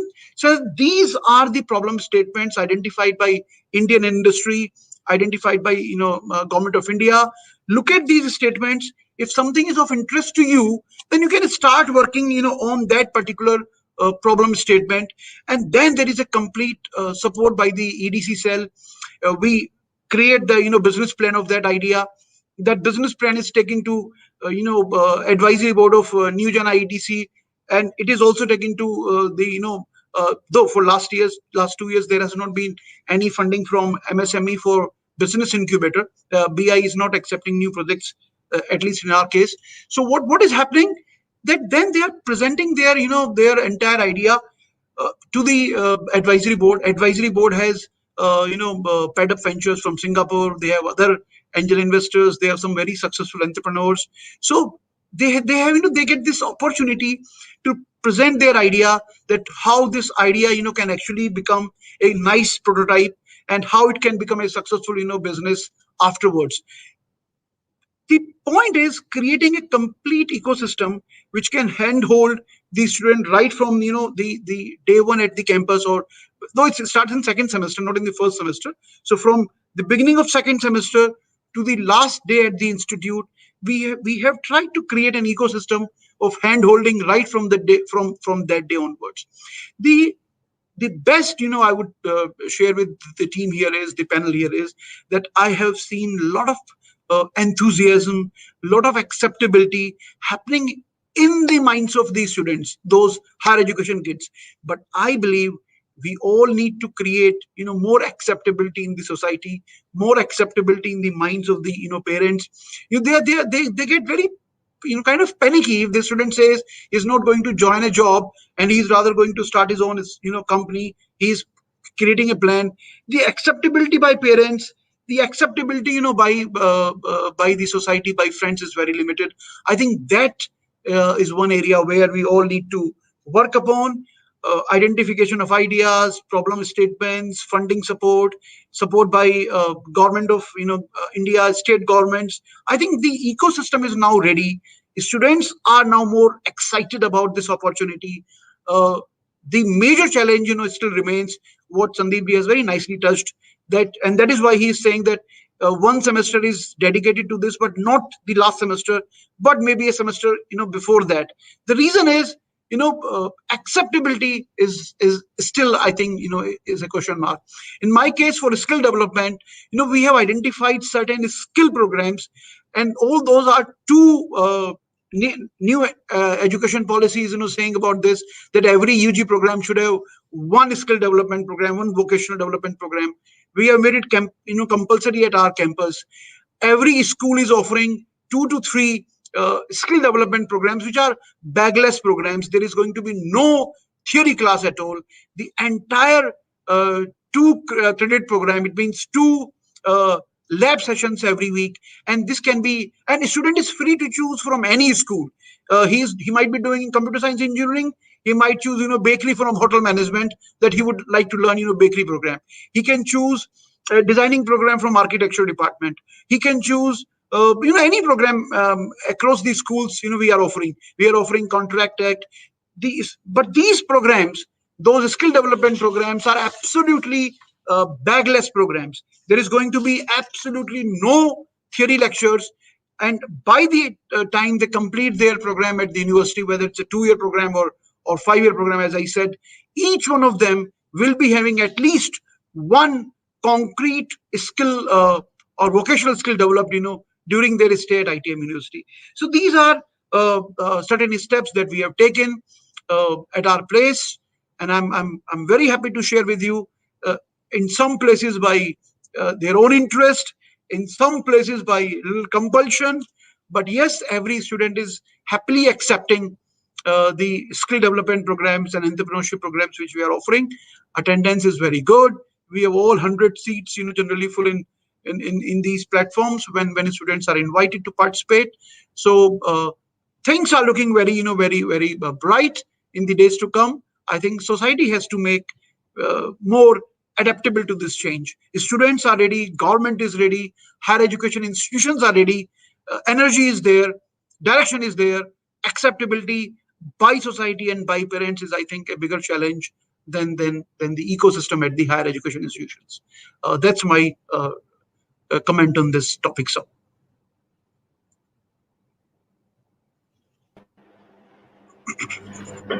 Thank you, sir. Now, I would like to invite Dr. Senthil Kumar B., Dean and Director of School of Allied Health Sciences, Vinayaka Missions Research Foundation, DU, hails from the beautiful temple city of Kanchipuram in India and has acquired the following qualifications starting from BDS, MBA, MPH, MPhil, HHSM, PhD, D Literature, D Science, FISRO, FSASS, FRSPH UK, FSA PHO UK, MDP in HM, NDA, IIM Ahmedabad. He is also a qualified NABH assessor, CIISR EHS assessor, certified Six Sigma Black Belt in quality, ISO lead auditor for ISO, administering nearly 20 UG and 11 postgraduate courses in allied health sciences, 3 different campuses in Salem, Puducherry, and Karaikal. Since July 2018, he has been serving as head transformation for the Vinayaka Mission Hospital, Salem, and as an additional responsibility oversees its overall operations and is also responsible for ensuring that the hospital's quality of service, efficiency, and customer satisfaction is at its highest at all times. Over to you, sir. Thank you. Thanks for the wonderful introduction. Good afternoon to one and all present here, the eminent speakers of this panel. The topic is like integration of skill education, entrepreneurship, innovation in higher education institutions. I would like to mention about the Government of India initiatives related to this skill education and entrepreneurship and innovations. What is happening in initiative done by the Government of India. So all speakers are from know that Pro Chancellor is there, Vice Chancellor is there, and Chancellor is there. So probably like me, everybody knows about this. But still, I would like to mention few points. What the Government of India says, like how the UGC and NAC and every bodies, accrediting bodies are making the higher education institution to make us to do the work. For an example, the skill education, for an example, you take a skill education, the UGC says from the day one, the higher education institution should have a induction program for a Medical Council of India, like in NMC says like, no, you need to do a 14 days of induction program, or AICT says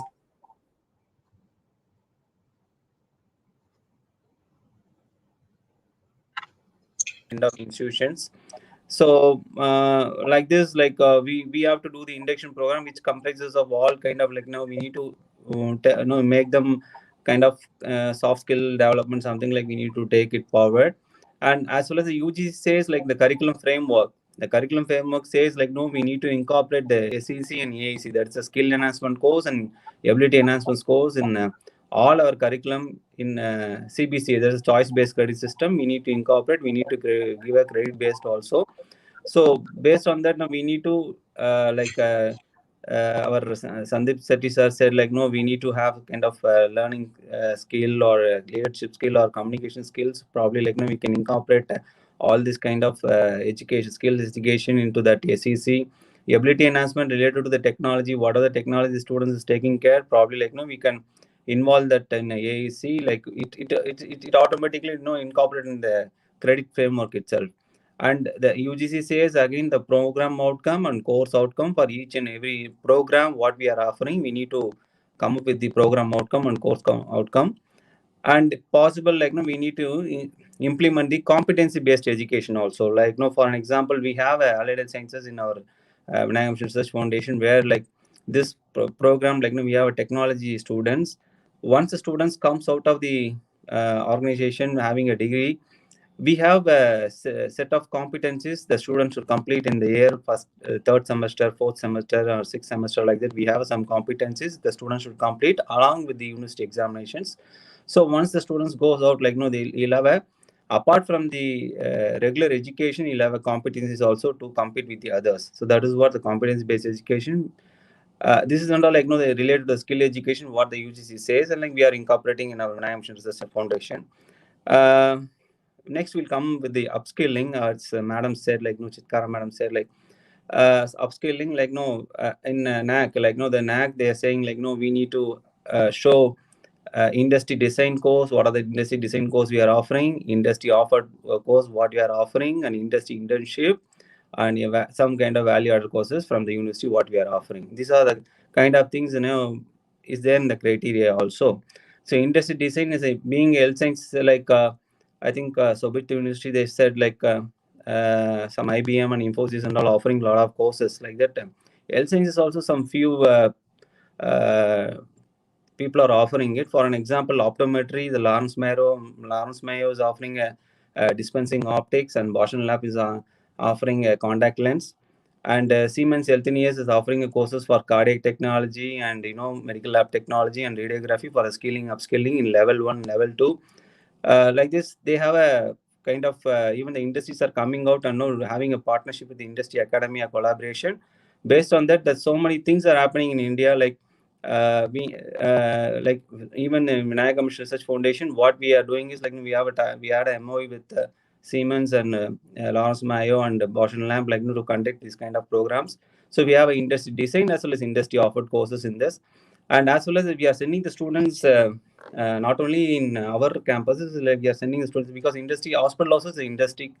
So we send students to the internship for a period of 6 months for a training. So probably like the students will learn how to cope up with the external environment, like how to coordinate with the staff over there or doctors over there or HR over there. Like they'll come to know how to before completing the degree, they'll get to know the exposure to the environment. So that part we are taking care of in Vinayaka Missions. And the next part is I would like to say about the innovation entrepreneurship. As one of panel speakers said, the IAC, this is called MHRD, is like Institution Innovation Council, is started, and we have started in the year 2018, where it focuses on two things. One is for the faculty, another one is for the students. The faculty, like they're making all the faculties like ambassadors in innovation, startup, entrepreneurship, or design thinking. So once they become ambassador in this, probably they'll be a mentor for the other students also to respective fields. So we need to conduct a lot of activities. Every quarter we have to do some kind of activities, and we need to upload into the IAC, and we make sure that the students should get to exposure towards this innovation or entrepreneurship or whatever they enroll in. We need to do that also. Like based on that, the star ranking, everything will be given by the Ministry of Education currently. And as rightly said, apart from this, we have a Unnat Bharat Abhiyan, like we have to adopt 5 villages. So and we have a MGNRC, like in India, like Mahatma Gandhi National Council for Rural Education is there, like where we need to, if you are interested, probably you can be a member, and based on that you can improvise the students social engagement also, like community engagements also. You can make them to you can utilize them to become a social entrepreneurship. They have a SES REC cells also there in MGNRC. So like this, like so many things are happening currently with the Government India initiatives, as well as like the NEP has come, National Education Policy has come, like probably like I think we can expect kind of skilled people will be there in due course. And as madam said, like NSTC also taking care of so many from level 1 to level so many levels are there in health sciences also. Like so things are happening. It probably like it takes time to adopt this kind of activities. Probably will, I think soon we'll get a skilled people in India. Thank you for the opportunity. Have a good day.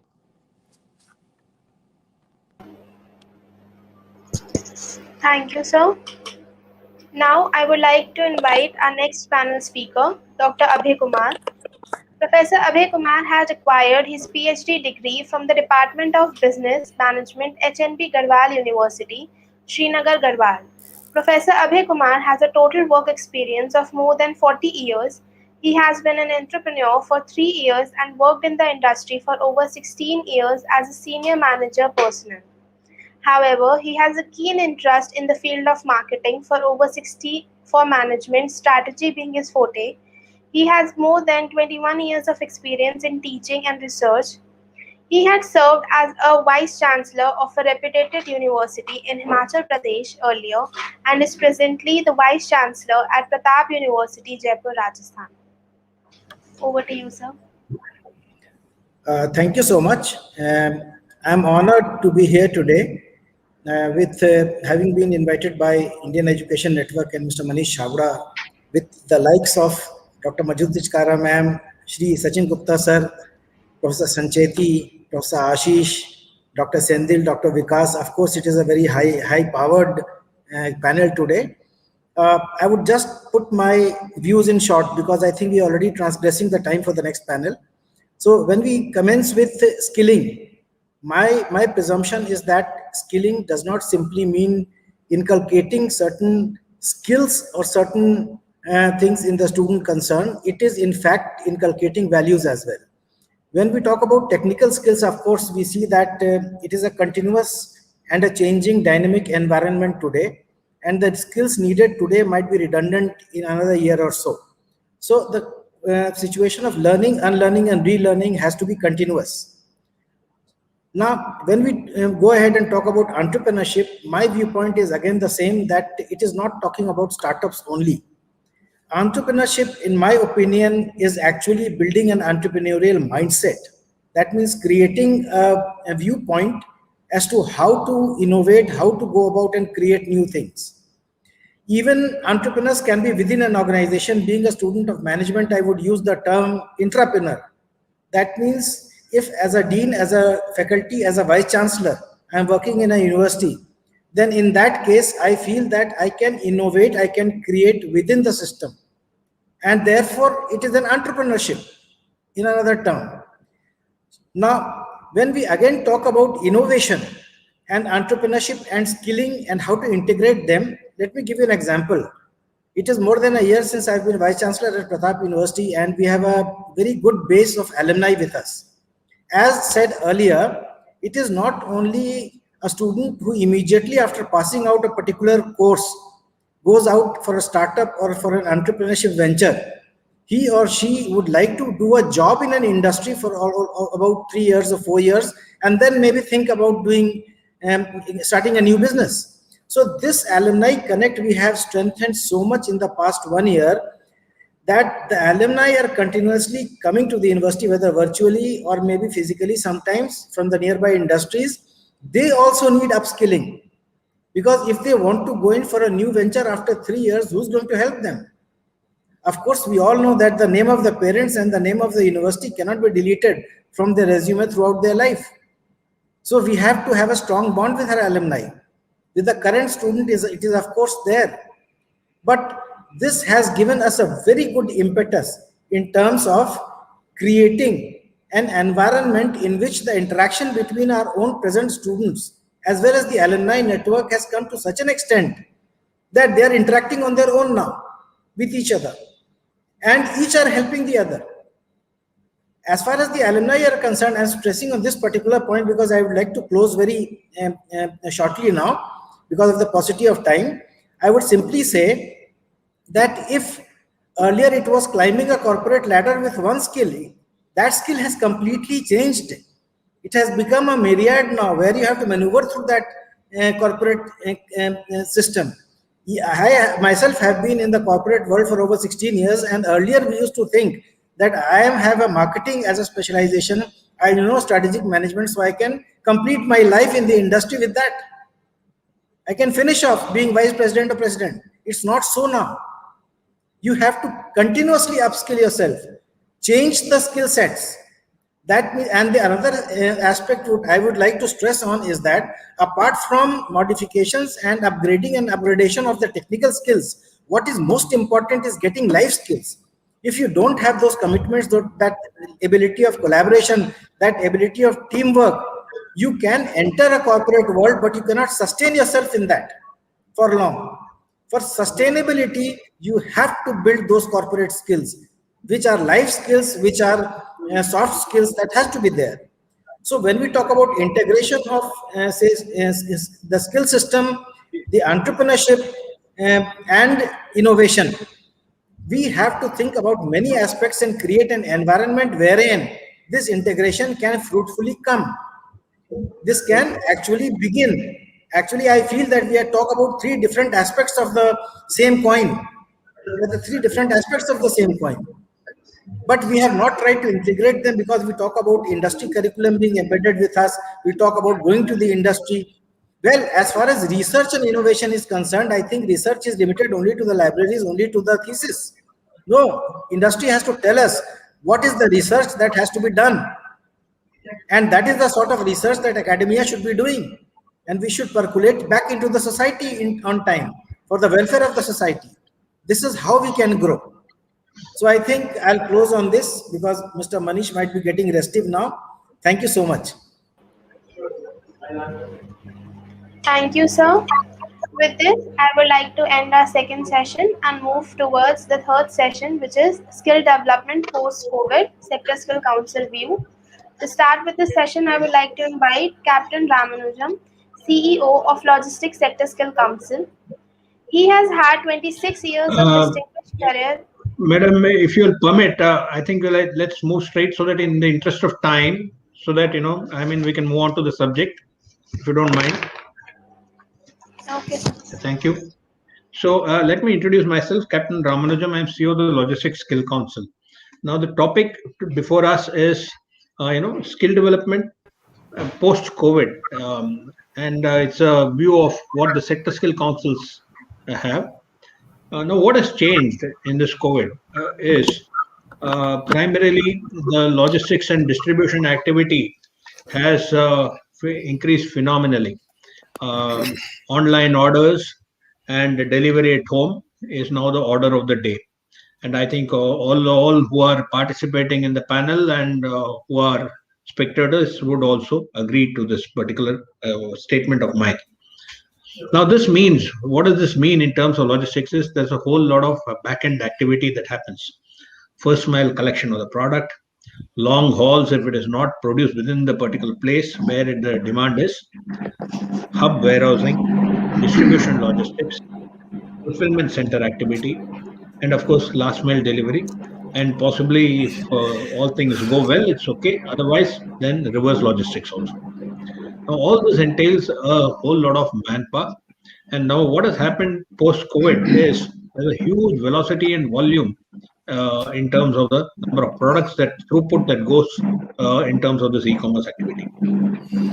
Not only that, now let's look at another subsector, which is the airline and air cargo. I think all airlines are now afloat only due to the air cargo traffic. There's hardly any passenger traffic, and it is air cargo which is keeping airlines bound. Vaccine distribution means there's a completely new cold chain which has emerged across the country. Portable cold storages and so on, so which have kind of now come up overnight, in fact. And so this is to support the entire vaccine distribution system. So this is a new thing that has happened. And of course, you would have all read in the papers, exports are, the cost of export is rising because there's a huge container shortage, because all the containers have bunched up in one place. And this has resulted in a whole lot of optimization which has to happen in terms of the container storage, and a lot of LCL kind of less than container load consolidation which is happening. So this is something which is a big business now in the maritime shipping fraternity. And of course, digitization, information communication technology has spread right across the entire logistics sector, both horizontally and vertically. This is what has changed. Now, what does this mean to the skill ecosystem? It means, one, there's a high volume, lower end skills which are required in terms of the warehousing, the pickers, the packers, the binners, the kitting, labeling, and so on and so forth.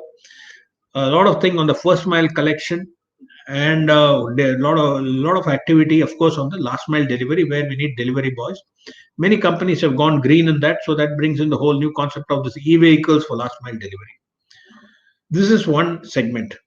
The second is a growing, what may be called a middle management segment, which comprises of senior executives, supervisors, managers, and so on.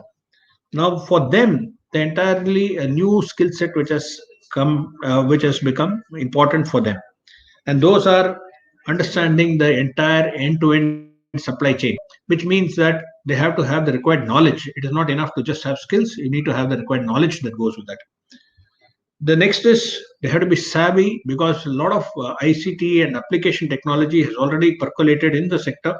So they need to be savvy enough to use this applied technology, which means transport networking, utilizing GPS, SIM-based tracking, RFIDs, and using of drones for inventory management.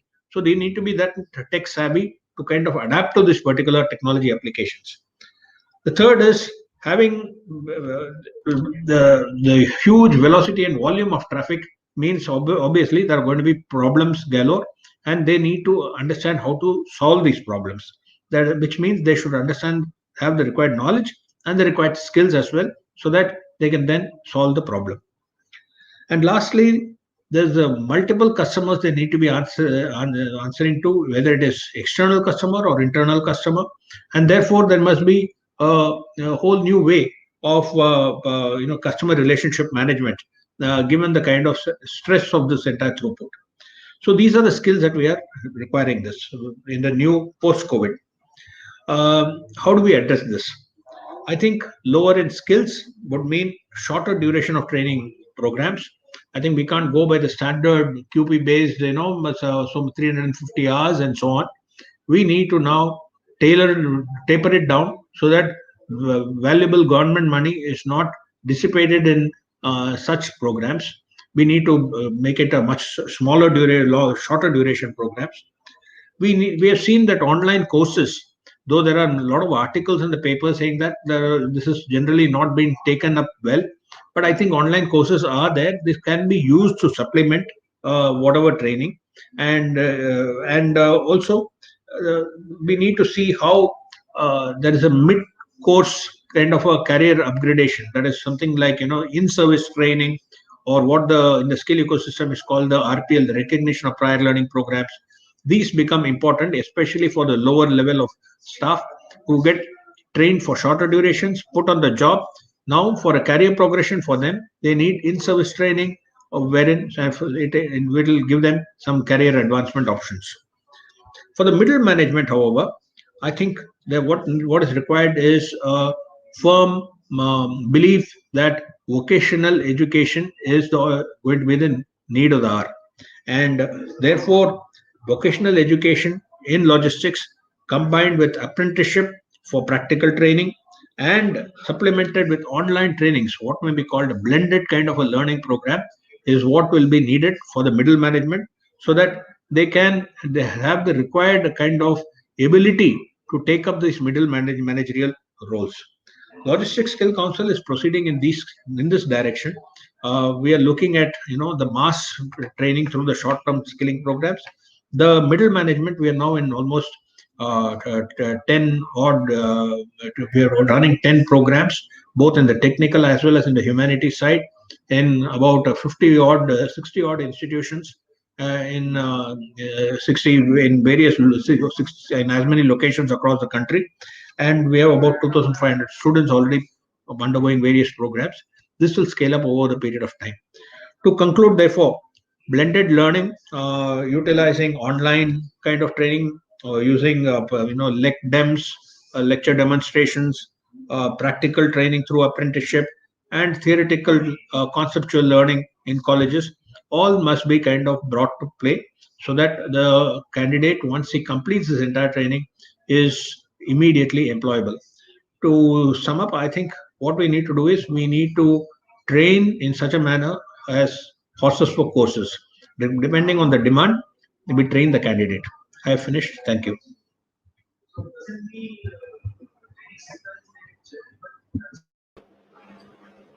Thank you, sir. Now, next I would like to invite Mr. Susheen Banerjee, CEO of Indian Iron and Steel Sector Skill Council. Over to you, sir.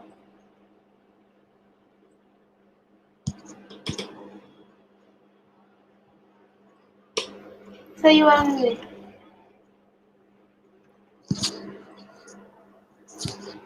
For organizing, am I audible now? Yes, sir.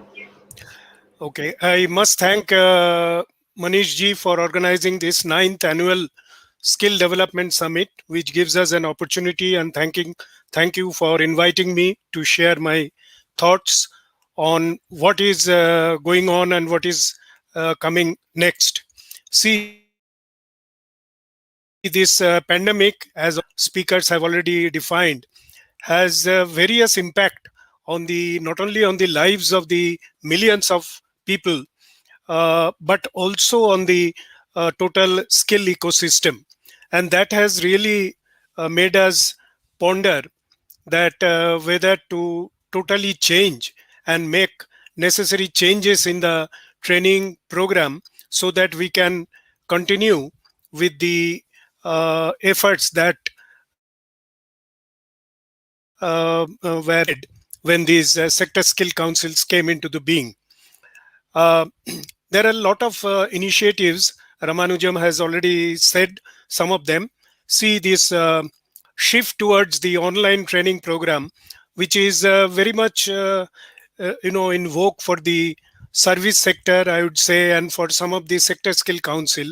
But for the core manufacturing sectors like ours, including construction, auto, capital goods, etc., there is a need for on-the-job training, need for face-to-face campus training or training in the training center in order to familiarize the people about the operation of the various machines and components and tools that are required in the functioning of iron and steel and other major industries. So that is a little bit, shortcoming that we are finding, and we try to make it up by, sort of this remote proctoring, creating online contents and creating online handbooks and distributing it among the participants. But there is a limit to all these efforts, as I have mentioned, that on-the-job training, which we are trying very hard to convince the large, particularly the large steel players, and also some of the medium steel players who have got very excellent in their campuses, to hire those platforms for the candidates who are undergoing training on various aspects of steel plant operation. Now, with limited success, I am sure as the days will come, this will be the another method of continuing with our training program. There are 4 or 5 things I want to share. The first of all, that although the pandemic has hit various industries way, but iron and steel sector is one of the sector which is having, I would say, a golden period during this time, because of the fact that the slowdown of the Indian economy, which started about 1819, continued in 1920, and then there was a drop in GDP to the negative in the first few months of the first attack of the COVID. But then after that, of the various end-using sectors, they surfaced, and then we found that the iron and steel sector, which is very much associated with the total growth of the economy in various sectors, be it in roads, railways, oil and gas, Jal Jeevan Mission, real estate, housing, and various other infrastructure activities on which the government is focusing its attention, will all be very much steel intensive. And it is not only in India.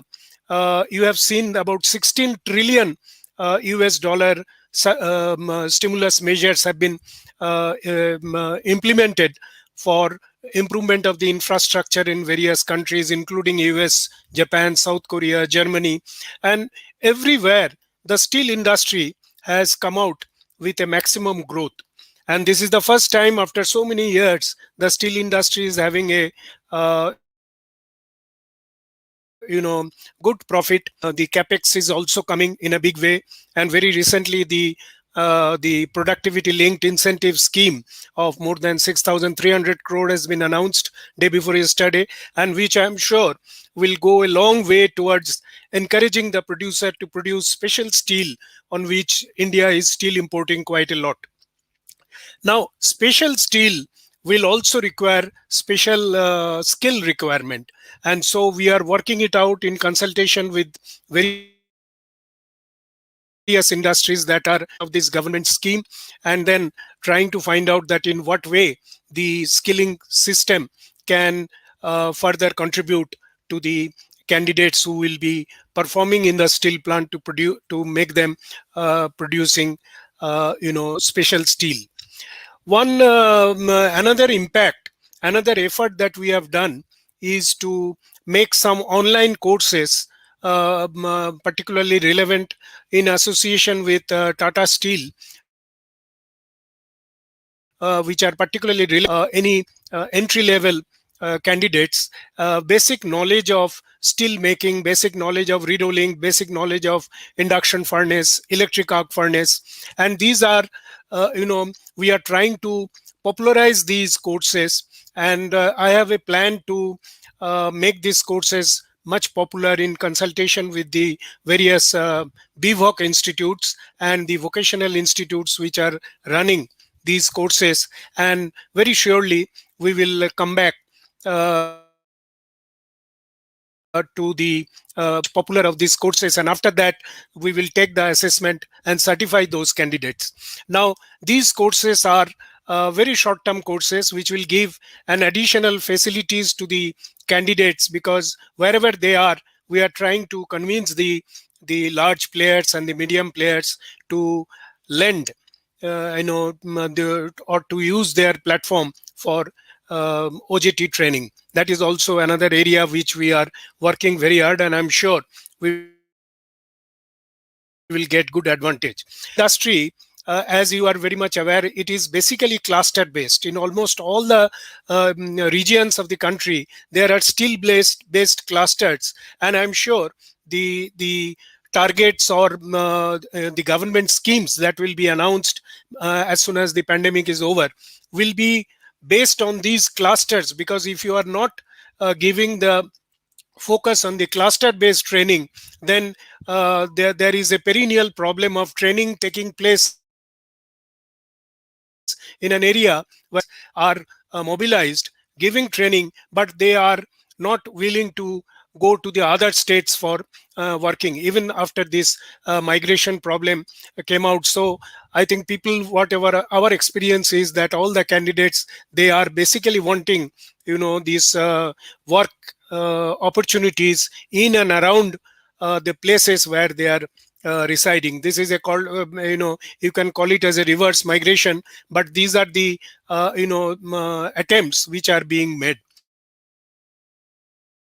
Next comes the apprenticeship. Ramanujam has mentioned, yes, this is a very, very good program and which gives a lot of opportunities. But I think among the small and medium enterprises, particularly in the SME sector, in which about 50% they contribute for the iron and steel sector, the knowledge about the apprenticeship program and particularly the various advantages that they can take out of this NAPS program is not very well articulated among them. So there is a lot of need to popularize the apprenticeship program. Only thing is that the apprenticeship which is included in the OJT program, which gives the intern a good opportunity of actually working with the machine inside the plant. Now there is a issue of getting an assurance of permanent engagement, because apprentice should not be taken as a stopgap arrangement, and then after 2 to 3 years of training, many industries leave them to find out their own opportunities elsewhere. That should not be the case. Apprenticeship should be taken only for those which are actually required in the industry, and I'm sure the NSDC's attempt with the ASIM portal will simplify these attempts. Now, in the first session, I had the opportunity of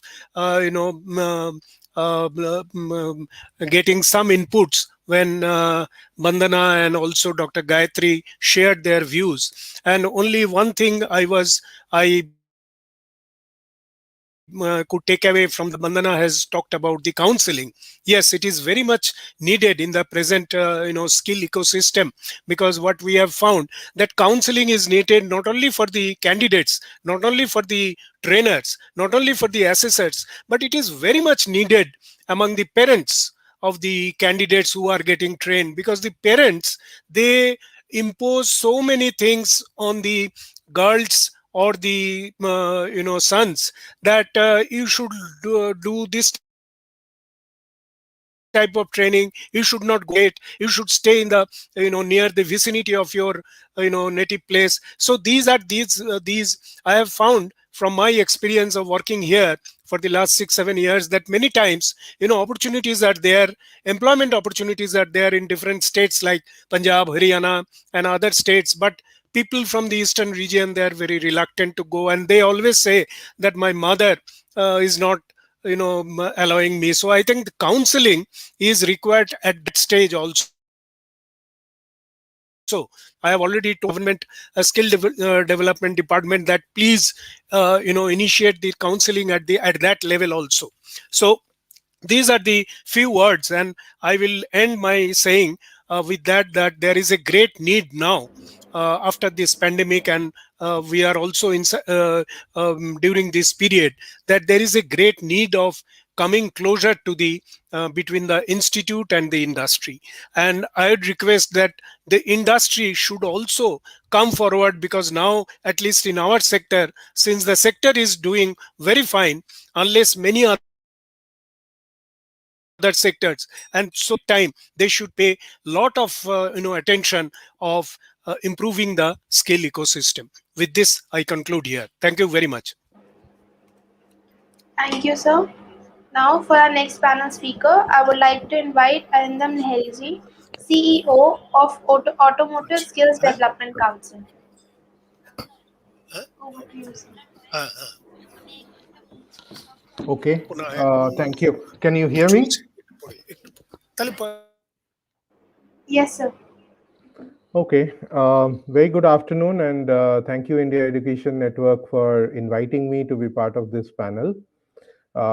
It's been a very enriching discussions with a lot of inputs by members from the higher education institutions in the previous panel. In fact, I was so happy to hear Mr. Khosla talking about a course on learning to learn, which is one of the fundamental requirements by the industry, because in today's world, whatever I think I'm going to share is going to be at the backdrop of what's happening in the automotive industry and a lot of different industries,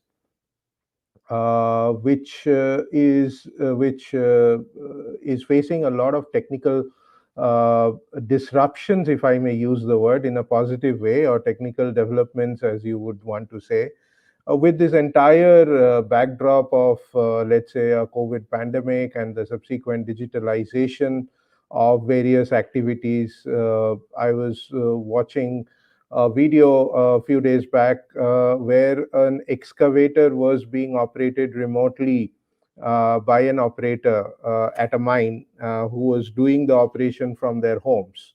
So you can imagine that that a normal, what we call as in normal parlance, a JCB or a road excavator, that is being operated with a work from home environment.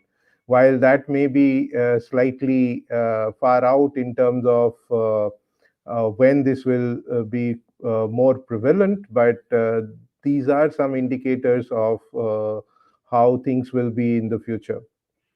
In terms of SSCs reaching out to universities, I think it's a very welcome step. I heard most of the people talking about that they would want to work collaboratively with others, with the various sector skill councils. And as far as automotive sector skill council is concerned, I think we'll be very keen to take this forward and understand what are the priorities for for the particular university in terms of the courses that they offer. One of the work that we've initiated, I think, is something which can be replicated in many other areas, which is essentially a cluster-based approach to the training. The challenge of, a lot of people have spoken about infrastructure, lack of trained trainers and stuff like that. I think a lot of it will be can be mitigated if you are approaching training through a very cluster-based approach, which we've seen in a lot of other developed nations, even in our country, in a few specific sector, I think that has worked pretty well.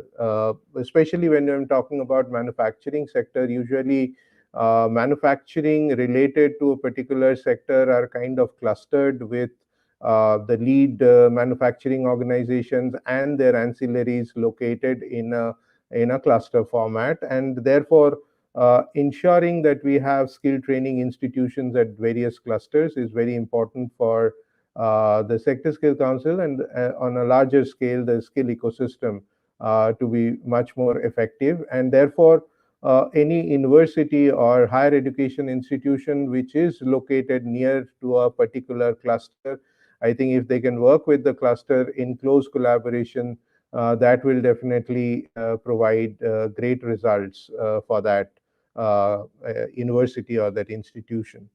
In terms of the entire space of digitalization, I would say that a lot of democratization of expertise is actually happening through the digitalization process. When I say so, one needs to take a look at how you can utilize expertise, industry expertise, etc., through virtual interactions, virtual medium. We've seen a huge impact of that. We're doing currently one program of training of trainers where we have also a co-master trainer who's from Germany on that domain. And while it was very challenging when the physical mode was happening, because if the trainer had to come, he or she would be available only for max of a week, but not for an entire duration for about 3 months. We now have an engagement for about 3 months where they're working closely even at the back end, other than the training, along with the Indian master trainer in terms of evaluating assignments, generating assignments for trainers, etc., etc. And coming on board every week to deliver certain sessions for training of trainers, compensated and supported by the Indian master trainer at the location, in the physical location where the training is happening. And these are examples of how blending can be made more efficient and effective in the whole process.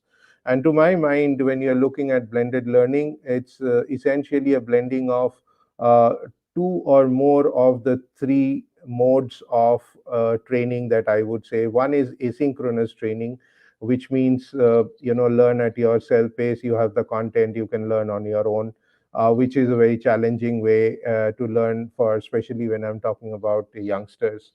And then you have synchronized learning, which is live sessions like this, live classrooms, digital classrooms, etc. And finally, you have the physical learning, which is about learning by doing things, which is largely focused on doing the practicals.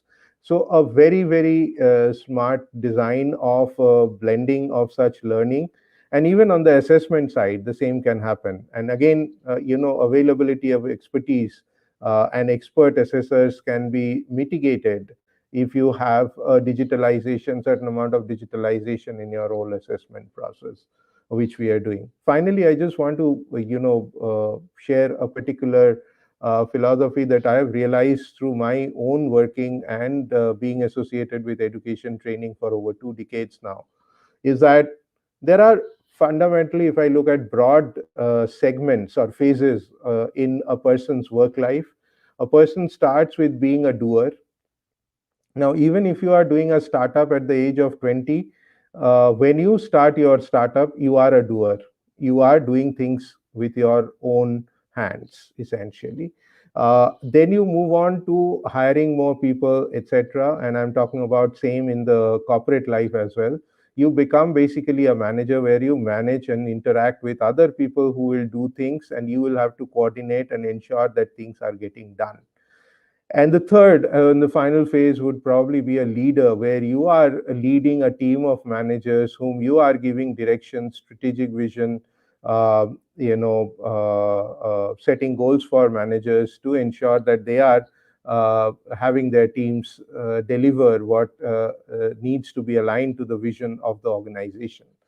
The challenge sometimes is that when we are talking about education in higher education institutions, a lot of time, a lot of emphasis is given to managerial skills and leadership skills without enough focus on the doing skills. And doing skills is something that an individual has to start their life with.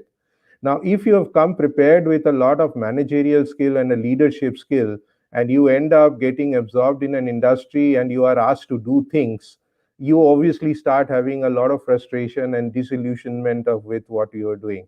But let me tell you, everybody has to go through this cycle. There is no running away from this. You cannot be a leader, I mean, in 98% of the cases when you start your career, unless you are looking like leading a family business or whatever it is, and where also actually most of the time you should actually start by doing things, because then only you can be a successful leader. So I think if higher education institutions can focus more on doing and leave the managerial skills, leadership skills to upskilling opportunities where they can coordinate with the existing organizations to deliver such programs as an upskilling component of doing things, then managing or leading teams, etc. I think the system will be more setting the right expectations to the learners. Otherwise, we will have trained people, but who will not be picking up the jobs because they don't want to go out and do the hard work in terms of doing things. That's what I feel very strongly about. And I'd thank once again Indian Education Network for giving me this opportunity to speak today. Thank you. Thank you, sir. Now, I would like to invite Mr. Rajan Bahadur, CEO of Tourism and Hospitality Skill Council. An extensive cross-industry exposure of over 30 years has credited Mr. Bahadur with rich management experience and strong leadership skills from across sectors such as travel and tourism, hospitality, financial services, social sector, and FMCG. A graduate from St. Stephen's College, Delhi, Mr. Bahadur completed his post-graduation in business management from Kolkata University. He has managed large cross-cultural teams across national and global platforms, covering a wide range of senior positions in scale, marketing, PR, communication, and general management. Over to you, sir. Thank you and good afternoon. Am I audible? Can you hear me? Yes, sir. All right. Thank you. Good afternoon and thank you for having me on this forum. I've been listening to some of the earlier speakers, in fact, since morning, and I can almost feel the passion and the high energy levels that are running on this platform. And I'm equally excited. Just to put things into the context, some ground reality I thought I must start off with. So in the last 1.5 years, we've been really talking about the new normal. Well, the sooner we realize that the new normal is the normal today. The world is changed forever, and if not forever, at least for a long time. And you know, the old saying of the survival of the fittest is really not true today. It is today what works is the survival of the quickest. The earlier we adapt, the earlier we change, makes things move in today's scenario. So it's time to wake up and think out of the box and adjust ourselves to the new reality. So what's changed? You know, we've been talking about 1.5 years, lockdown, COVID, post-COVID, second wave, all that. So what's changed? I think, and I can talk a lot more on about our sector, tourism and hospitality. Social interactions. I mean, there are no large gatherings today. Work style, work from home, business models have changed. We have started working from home now. I think lots have changed there. And I can go on and on in each one of them, but I'll just rest it out here. internet usage, use of technology, hugely grown across every sector. There is definitely far more health consciousness, hygiene consciousness, and people are more and more aware of this. People's priorities have changed, but we are really back to the basics. You know, I heard somewhere in an interview, Jack Ma saying that if you survive 2020, I think it's been a profitable year. And I think we should begin to thank for small blessings in life. So how do we cope up with all this? You know, again, several panel discussions, several talks, we have been talking about how do we cope up with this? More related to my industry, you know, couple of things. It's not social distancing, but it is safe distancing, and there's a difference. It's not touchless service, but it's contact light service. Homes, as I said, have become epicenters of our lives. Quality, safety, reliabilities, which are called QSR, are really the key mantras today. You know, COVID does not affect just our homes or our neighborhood or our cities or our country. It is a global crisis. And we need to learn to coexist with it. I mean, you know, we can keep ribbing, we can keep talking, but we got to move ahead of this. Today, I think skilling requires more digital and technology, from physical to more digital. And today's generation, I'm a firm believer, is well equipped with that. I mean, people like us still struggle with technologies, but we often go back to our kids to say, help us out on this app or help us. And it comes so natural to them. So students today, the youngsters today are already apt and hands-on on technology, and that's what we need to be using more and more. You know, we have often spoken about, we've all grown up saying that, you know, focus on the goalpost and then go and score the goal. Unfortunately, today the goalpost is changing constantly. And we need to continue to adapt and align to the changing scenario, to the changing goalpost. Hope of a country lies in education and skilling of its youth. And I think that is very relevant to India. Skilling must keep pace with the requirements of the time. COVID has been no exception. There have been several such cases in the past also, whether it was a plague or whatever you call it. And adaptation was much necessary, as it was also a conscious decision. Those of us who did not change or saw the writing on the wall in time have either perished or are continuing to perish. I can tell you today that there are over 200 hotels which are up for sale, and there could be more and counting. A lot of single-owned restaurants have changed. But I think given the drop of footfalls in our sector, especially in the hospitality and tourism sector, and the risk exposed by the pandemic, the industry had to adapt itself. I mean, can you imagine 2 years ago, imagine large hotel chain talking about laundry on roads, large hotel chain talking about taking food from the kitchen to your home. This is never heard of, but people are doing it. And people are doing it quite successfully. So we got to continue to motivate ourselves and keep changing and adapting. Skilling is important, and we have all been talking about skilling. But I think upskilling and multi-skilling today is very, very important. The youth who's going to enter the workforce today, and by the youth, even people who have been working in the current environment, are going to face radically different work landscape. And the need to adapt to that again, and I keep coming back to adaptation, is extremely important. I think in terms of future outlook, the importance of partnership and how we have grown closer with our university. We deal with over 100 universities. We've got over 2,200 industry partners. We have nearly 400 training centers.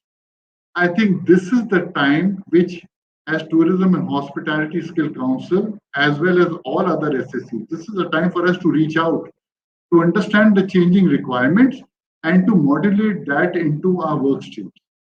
Currently, we are working and relooking at all our qualification paths, not by ourselves, but in consultation with the industry and with the universities, to make sure that because of the changing requirements and the industry needs, we are able to relook at and redefine the qualification paths, which also means how do we continue to upskill our trainers and the entire training of training programs. You know, we've been talking about technology, and the rapid adoption of digital technology is redefining business globally. However, in the current business environment, digital is not only about technology, it also encapsulates how work is done, how data lies at the core of decision making, how innovation is approached, how best practices are applied, and how cost and efficiency are rationalized. So we are not talking about technology in isolation. As a result, talent landscape is in this new environment is being reimagined, and digital education has opened the window for opportunities for both the teachers and the students, ensuring greater participation in learning process. And this is very, very important. We often talk about how are we changing the scenario, how the scenario changing for the students. Have you ever stepped back and seen how the scenario changed for the faculty? You know, it's been a sea change from classroom brick and mortar teaching systems onto technology, onto virtual discussions like this. The faculty, and some of them have spent decades, have had to undergo major change and learning and upskilling and reskilling themselves. And I believe that they have done this exceedingly well.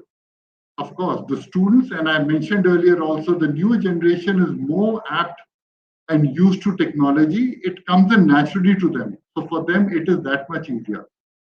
For Tourism Hospitality Skill Council, our view is that it's essential to be aware of the exigencies and to rethink from the foundations, not only the business of tourism industry, but also skilling ecosystem, making it able to ensure that on one hand, we are transmitting these new values, and on the other, to reach those who work in this sector and how to apply production principle and standards to sustainability practice.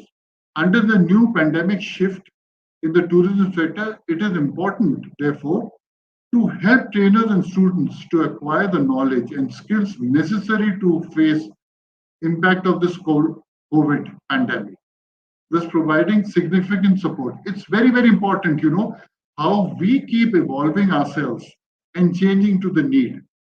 As THSC, while we come under the Ministry of Skilling and Entrepreneurship, we have an independent board which is represented by the stalwarts of the hospitality and tourism industry.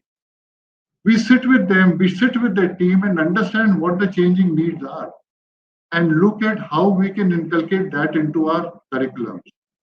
We are also improving the contribution of THSC towards innovations by reinforcing skilling through online programs. Even in hospitality and tourism, particularly in hospitality, it was unheard of to do online trainings. I mean, unless you touch, smell the food, feel the food, how do you do this? And today we have worked on blending curriculums, where we are doing 30 to 40% online. And then when it comes to actual practical, we are either doing it through our training centers labs or taking them to the hospitality sector to do online training. Big shift.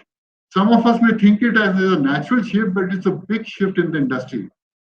We are working towards curriculum which are not just applicable here, but they are recognized globally. Multi-skill, the fresh and existing workforce, and that is the need of the hour. Give you an example. Today, a front office, concierge, and a duty manager can all get rolled into one. But that does not mean that the jobs are getting lesser. I think it's a shift because somewhere they have to also learn the skills, and to learn the skill, you also need the trainers and students. So I think it may not be the core jobs today which are more and more in demand, but there could be a continuous shift, upgradation, and upskilling. And that holds true for even people who have been working there for 5 and 10 years to continue to upskill them.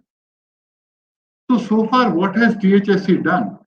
I spoke about blended learning, and we are already talking about and rolling this out. we are also talking about, I think one of the biggest need of the hour is, I can't do everything in the skill sector on my own. So can I partner with the health skill sector? Can I partner with the IT skill sector and bring in the technology, bring in those health aspects? Can you imagine when a lot of our hotels are turned into COVID hotels? God forbid if this wave comes through and there are not enough doctors, we don't have trained staff in the hotels who can run the concentrator, who can take your sugar level 3 times a day. The doctor would only come once in 12 hours. Can we train those people? And we're already talking to the health sector and those sort of stuff. These are thinkings out of the box that I think all of us need to be looking and talking about. Online assessment, I mean, a whole lot of one. Since the pandemic, we have done over 20,000 online assessments. We're looking at checks and balances in terms of proctoring and recording of online assessment. These are our own internal audits. Virtual excursions.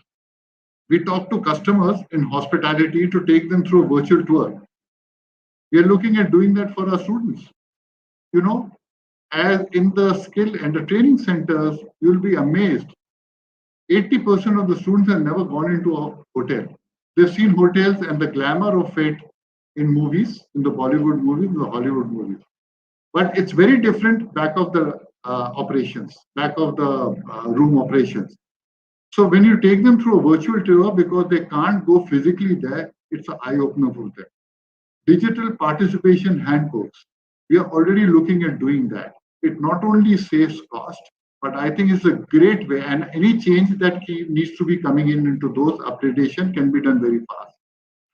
Online learning, we are tying up with people like Bangalore Institute of Training. We are already rolling out programs with them, with CII, with some of the other SSCs. It's no more about me and my SSCs, it's about how can we all come in together and make effective programs which are adding value to the youth and to the ecosystem. I mean, we spoke about apprenticeship. All of us are running very effective apprenticeship programs. But I think still a lot needs to be educated through webinars to our institutes, to our hotels, where the benefits of apprenticeships are told to them. People are still getting used to it. They are not fully aware of this. I think in our industry, actually, basic learning of English, speaking in English is very essential. And we are looking at online courses to take our youth through that. This is just one of the examples. But in conclusion, I would like to say, a lot of people have asked me often on panel discussion that what do you recommend for students today? And my answer to them is very simple, especially students who have taken up hospitality and tourism. Except for a very few sectors which are doing well, jobs are very rare today. I think it's important that our students who are already undertaking hospitality and tourism courses, by the time they finish in the next 6 months, 8 months, this industry will bounce back. You're already seeing resorts and drivable hotels and motels doing exceedingly well. Soon you will also, as things open up, you will see most of your hotels also bouncing back with a vengeance. So one is to keep reinforcing and studying on this because there'll be huge opportunity. The second is students who are graduating or finishing the courses now, they need to utilize the time in multitasking because that will be a need of the hour. And there are enough courses available which they can do short-term courses to enhance their own skills. So I think in terms of what we need to do, 2 or 3 things. One is adaptation. One is we need to continue to reimage ourselves and reset ourselves. And the last thing is that no one size fits all. There will be nuances, there will be challenges, but there is also nobody from outside but this ecosystem, all of us together, who need to look at this and drive this forward. Lastly, I just want to mention one interview I was reading which really resonates with me about this lady doctor who was saying that, the health system today is not going to cure COVID. It is all of us who got to take the precaution. And she actually drew a parallel to a road accident, saying you don't go and meet with an accident. You always try and avoid an accident. But should you meet with an accident, there is a complete health system which caters to you. But if you land up committing accidents, no system in the world can help you out.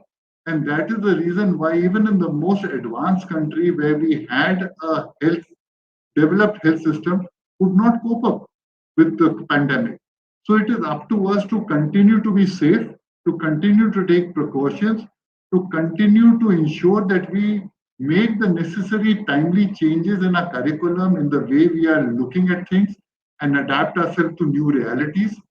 And I think that is the only way going forward. Very optimistic about this. And again, thank you all for having me on this panel. Thank you very much. Thank you, sir. Now, moving forward, I would like to invite our next panel speaker, Mr. Rahul Mehta, who is the CEO of Furniture and Fitting Skill Council. He comes with a rich experience of heading one of India's most versatile and unique contract manufacturing company for 6 years. He has been connected with the Skill India initiative from the early stages of the inception of Skill Council for the furniture and fittings industry. He has initiated the Skill Ambassador campaign, which provides the opportunities for training partners, freelance mobilizers, candidates, etc. to be a part of Skill India initiative and drive forward the mandates set by Ministry of Skill Development and Entrepreneurship, MSDE. To you, sir.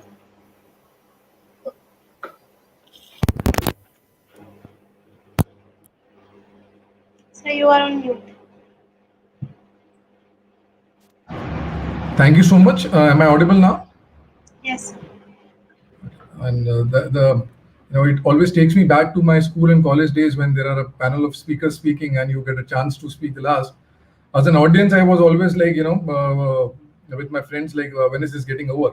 But now today, as a panelist, I feel that a lot has been covered already by my fellow colleagues and counterparts who are part of this wonderful session organized by Indian Education Network.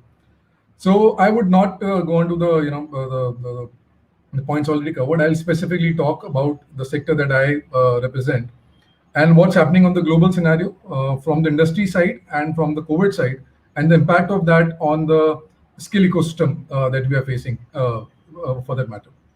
On the global scenario, if I were to say, it is one of those industries which have not really, though they have got a hit in the interim term, but they're not really the ones which are going down drastically or have got a hit majorly.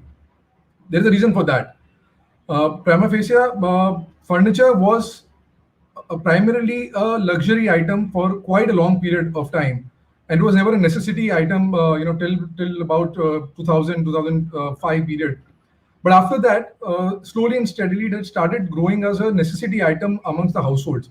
And what this COVID period has done is that it has put furniture on a fast track, that every home now needs furniture and the other amenities which are required along with it, like interior solutions, furniture solutions, or any other kind of upgradation that you require to do in your home.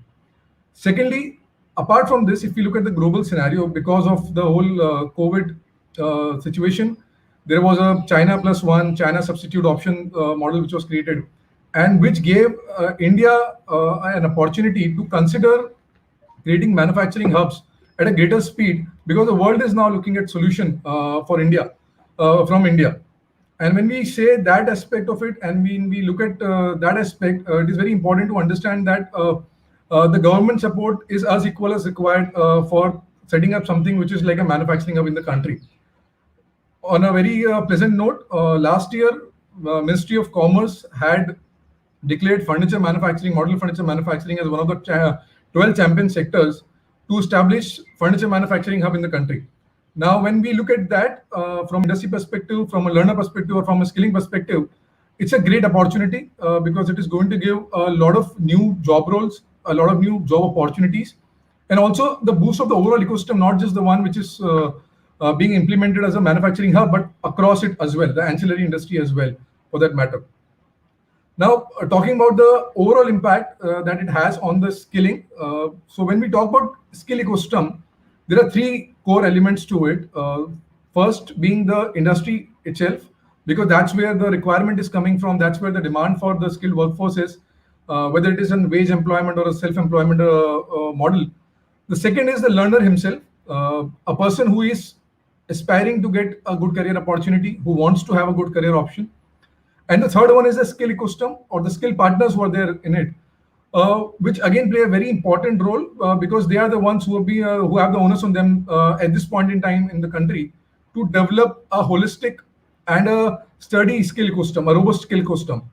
Now, talking from all these three perspectives, I can categorize these, these into two, which is the freshers who are new aspirants, whether they are for industry to join the industry, or they are learners as aspirants, or they are skilling partners as aspirants, or there are existing players who are there in the ecosystem. So during this period, the COVID period, which was there, while a lot of people have mentioned it as a pandemic and other things like that, I would like to see the silver lining that we have in this whole situation that has happened. Because let's focus on something that can be derived as a positive from this overall thing. So this period actually gave a much needed introspection time to everybody to rethink the strategy, rethink about the business model, rethink about what the career options they want to have, rethink about what skilling options can be created in a different manner, and it expedited the overall process. Now, I have prepared a small presentation, a very small 4 or 5 slide presentation, which will give you a holistic perspective of what we have done during this period and the opportunities that are being, coming out of that. So just give me a heads up if the screen is visible.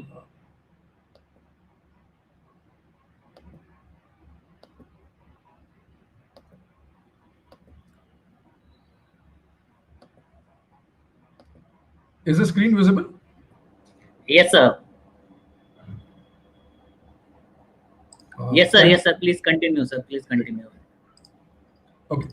So the learnings and the challenges that we faced during this time, and we understood through introspection that we did during this period, was that the training that happens in our sector is very capital intensive. So we need to find a solution for that. There was a lack of aspirational value for the job roles, like the previous speakers also mentioned, and the speakers on the higher education side also were talking about it. That there's a lack of aspirational value. He mentioned that on a debate it was happening that you can probably go do a job of fitting the shoe or something like that. So there is a lack of aspirational value for a lot of jobs in the country as such, and primarily from the furniture segment, because still there is a myth that whenever somebody thinks of career in furniture, they think that it's a carpentry job role only that they have to do. Thirdly, the candidates come from small towns, and that's why a need for having the right facility is there. On the job training need is very high.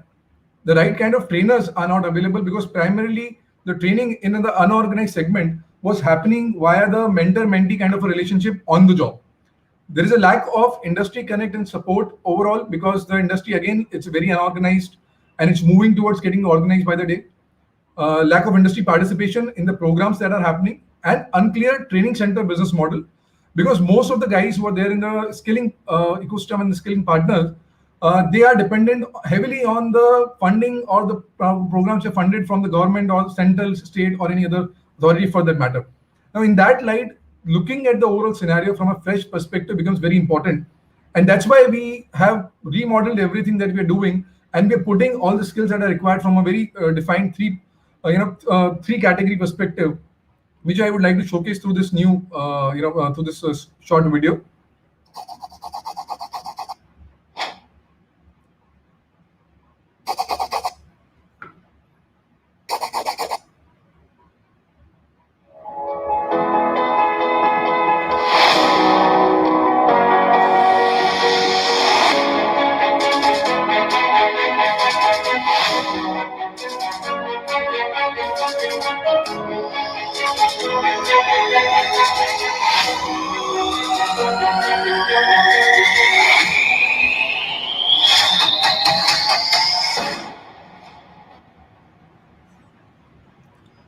So with this, how we are transforming our way forward with our new initiatives to give the maximum benefit to the industry, to the skill partners, and to the learners, that we would like to throw a little light on.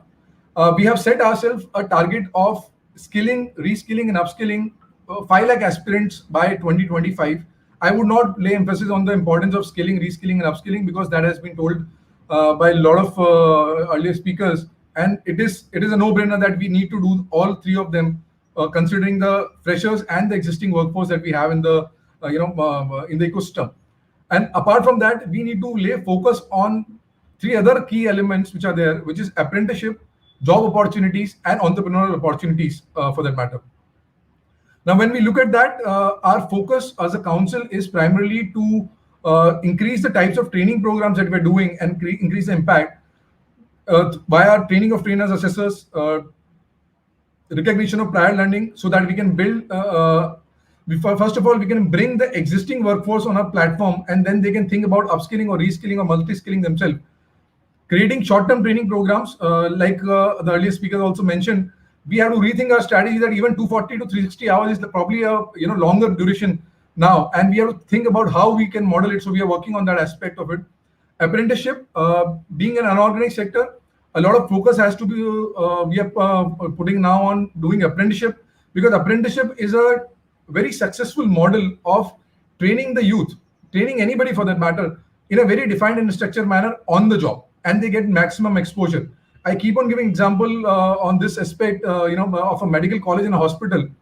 Like, you cannot have a medical college without a hospital. Same is the case with most of the manufacturing related or manufacturing dominated sectors. That until and unless there is a work happening real time and a person is learning there, you can't really get the best of learning or best of training or best of skills, from that program. Apart from that, through the national education policy, a lot of emphasis is now being put on the schools and college adopting, skills as a medium. So we are glad and happy to share that, we are working on programs in a manner that they can be taken up in schools as early as 6th or 7th grade, and also in colleges as diploma, advanced diploma, or BVOC programs for that matter. And catering to the immediate requirements of the industry, which have come because of COVID due to reverse migratory issues, that there's a need to address, apart from whatever programs are running from the government funded or the other sides, there is a need to have customized training programs for the industry, which gives them an instant solution of what they're looking for. Now, in this light, as was mentioned and highly recommended by others in the panel as well, that we need to think global, go local, but even in go local, we have to go regional. And until unless we go regional, and we have schools in every district, and in probably almost every 2 kilometer or 3 kilometer, we have one school. Like that, we need to have skilling centers as well, because until unless we're doing that, the majority of the population that is coming out of the schools or colleges, they cannot get the right kind of skill sets which are required in the industry for that matter. So our approach here is hub and spoke model, which is a hyper-local approach towards mitigating the challenges by capitalizing on the existing infra in the industry and by providing value-added services. Now, what we mean by capitalizing on existing infra in the industry is that, the previous speaker was also mentioning, that there is a lot of training infrastructure available. There is a lot of social training infrastructure also available. There are people who have been training people for a long time. They might not be called trainers for that matter. There is an infrastructure available with the industry wherein the training can happen. Now, all these things need to be capitalized on rather than creating new setups in each and every place and increasing the capital cost and the time invested in that. So capitalizing on what is there existing in a slightly different manner, in a slightly tweaked manner, would be really beneficial. And for this purpose, we have actually gone out to our industry partners, and I'm happy to share that there is a lot of support from the industry, because they are able to understand the model, that how their existing infrastructure can be used in providing the right kind of training, because this is skilling, this is on-the-job learning, that is through which the learner gets the maximum value. So in light with this, related to our mission and related to what we have done as a re-strategizing and achieving the overall objective, there are 8 objectives that we have identified, and accordingly we have put some initiatives for that matter. And this would be the last slide that I would be putting before I go on to inviting all of you to join hands, because as Mr. Bahadur also mentioned, it is very important for all of us at this point in time that we don't work in isolation. Our goal is same. Our goal is Skill India. And we need to partner. We need to partner together as schools, higher education, colleges, skill ecosystem, whether it is NCVT, whether it is NSDC, whether it is skill partners, whether it is DGT, we all need to partner and re-strategize it towards the common goal that we have. So in line with our key objectives, to increase the industry participation, we are creating regional skill chapters. So there is a traction at the regional level. We are focusing more on demand aggregation so that through via the job portals, so that there is a demand-driven training. To do a demand-driven training, we are expediting the process of mapping the right kind of skills through Meri Skill, Meri Pehchan, so that the people get the right counseling for skilling, reskilling, and upskilling. Then we are increasing the relevant training programs. We are working across all the job roles that we have, and we have created a pipeline of 50+ job roles, which are going to give a lot of career opportunities to the aspirants, whether they are existing or whether they are freshers, and it will create a lot of self and wage employment opportunities for them. Then increase in the credible training center. So like I mentioned, with the support of the industries, we are now working on skill academies, which are run by the industry, which are supported by the industry. We are creating the aspirational value of the jobs by creating more and more skill competitions through which the opportunity for training, apprenticeship, and jobs can be created. I would like to stress on this point here and give an example. If you look 15-20 years back, competitions like Saregama, competitions like Dance India Dance, competitions like participating in roadies or Big Boss for that matter, or any other acting programs for that matter, even badminton, Kho-Kho, Kabaddi, all of that. All these competitions, all these programs were little unheard of. But slowly and steadily, when these programs, these competitions started picking up, there was a whole ecosystem that developed around it. Now today, when you see every marriage, the bride and the groom wants that there is a choreographer, there's a makeup artist, there is a proper set setup which is done, which has given rise to not just, which has given created opportunities not just for those core professions or core job roles, but also a complete industry, ancillary industry around it. And similarly, that has given rise to an aspirational value that now the youth wants to get into these kind of roles. Now they don't think that a tailoring is like a darji ka kaam hai. वो ऐसा नहीं सोच रहे. Nowadays, now they are thinking about it as a as a stylist job which is there. So similarly, that mindset would change when the competitions are there, and World Skills competition, World Skills India is doing a great amount of job on that particular aspect. Then increasing the credibility of the certification via proper softwares and industry expert is very important. And last but not the least, with the power of digital, we all need to bridge this gap, because we might be lagging behind the developed or the other developed nations across the globe. But this power of digital has given us a chance that we can bridge this gap faster than anybody else would have actually who would have walked that path for the first time.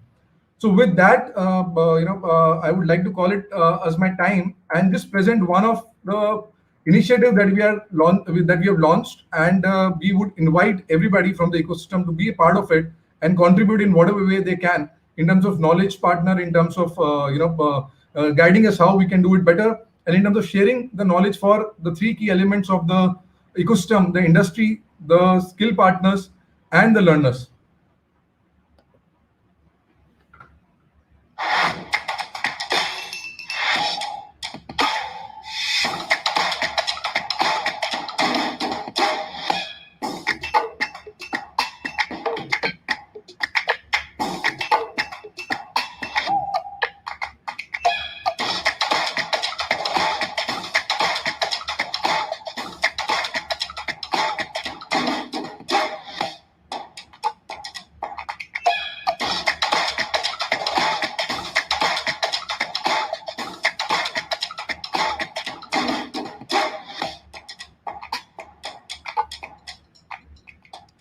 Thank you so much. That was my time.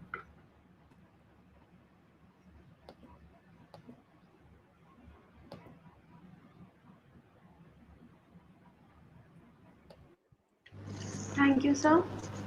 So now I would like to invite the last speaker of this session, Jagdish Acharya. After completing education at Mumbai University and IIM Calcutta, Mr. Jagdish Acharya joined Asian Paints, where he spent 35 years in various roles. The last as CEO of a JV with PPG Industries, serving automotive, industrial, and marine customers. Later, till March 2016, he was associated with Asian Paints as an advisor for corporate social responsibilities. He was also the CEO of Jade Head Managers and Associates, a consulting company based in Mumbai, which provides consultancy in the areas of strategic management, organizational development, and CSR. I hand it over to you, sir. Thank you very much. I must thank the Indian Education Network and Mr. Manish in particular, and thank you, MC. I really appreciate your giving me an opportunity. I'm very conscious of the time as we really have overshot the time given to us. I'll just make a few points which I think actually summarizes the points which have been discussed so far. You know what, actually, as leaders, the fundamental question we as leaders must ask is how can we formulate strategy in the face of uncertainties? The tyranny of the pandemic has affected us all. And what has happened is many organizations have had no choice but to focus on surviving immediate threats. Today has become more important than thinking about tomorrow. But then, you know, the need to look forward is important. And I think this was raised by a lot of Sector Skill Council CEOs today. When His Holiness Dalai Lama was asked in an interview, how should one face the worst crisis in life? He said, think with the mind. So I think a lot of these questions are clearly evidence of the fact that all of us are thinking and thinking in terms of the long term. So let's talk about the skilling ecosystem. The skilling ecosystem of the future is taking shape in the moves that all stakeholders associated with the skill ecosystems are making now. What is important is we need to find out what emerging trends will stick in the long run. What are those changes that are happening that will become sustainable, that will be sustainable and will be permanently etched in the new normal or the normal of tomorrow? Migrant labor is a reality that has emerged as the most conspicuous fallout of the COVID-19 crisis. Digitalization has been hastened. Now, will this change the way critical business decisions are made? Will short-term recovery initiatives be different from long-term plans? And how should the leaders manage this? I think these are the questions that we need to debate. And I'm sure some of these questions are being debated as it was seen today. Now, to start off, it's important to know that spatial distancing is a negative factor as far as the group training goes. So for the training ecosystem to practice COVID-19 guidelines or physical distancing, we need to change the rules of physical training and demonstration. And for trades like ours, it's very much important that we do hands-on training. So what is the best and the safest way to do it? Classical skilling really means use of hands and learning through practical sessions. So no amount of digital intervention or simulation techniques can really replace practical experience. But change we must, even if it is at a cost. And even if we were to change, how do we manage change in a context which is bereft of resource? So these are very difficult questions that a digital strategy based on strategic foresight and design thinking, as was mentioned by one of the speakers, offers a way forward. Its aim is not to predict the future, but rather to make it possible to imagine multiple futures in creative ways that heighten our ability to sense, shape, and adapt to what happens in the years ahead. So there's a lot of work for us to do. There are a lot of challenges, but what we must really understand is how do we address these with the kind of knowledge that we have today and sift out the immediate from the long term. Thank you very much.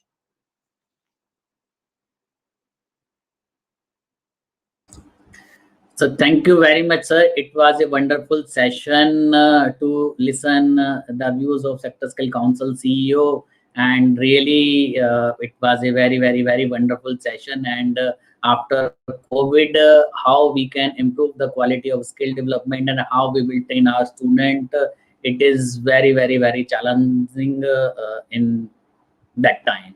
So thank you so much again, and I would like to invite all of you for one-to-one session later on after this event. And I am extremely sorry with Dr. Urvashi Makkad and Manisha Ketkar. They was waiting from last 1 hour. We are 1 hour delay, and I am extremely sorry, ma'am, for that delay. And before wasting the time, I would like to invite Dr. Urvashi Makkad for the next panel session, Opportunities and Challenges in Skill Development, Higher Education Perspective View. So, Urvashi Makkad is the director of Institute of Management Studies, a seasonal academician with a knack of entrepreneurial pride and president passion for continuous learning to upgrade her teaching. And I'll continue without reading ma'am profile, and over to you, ma'am.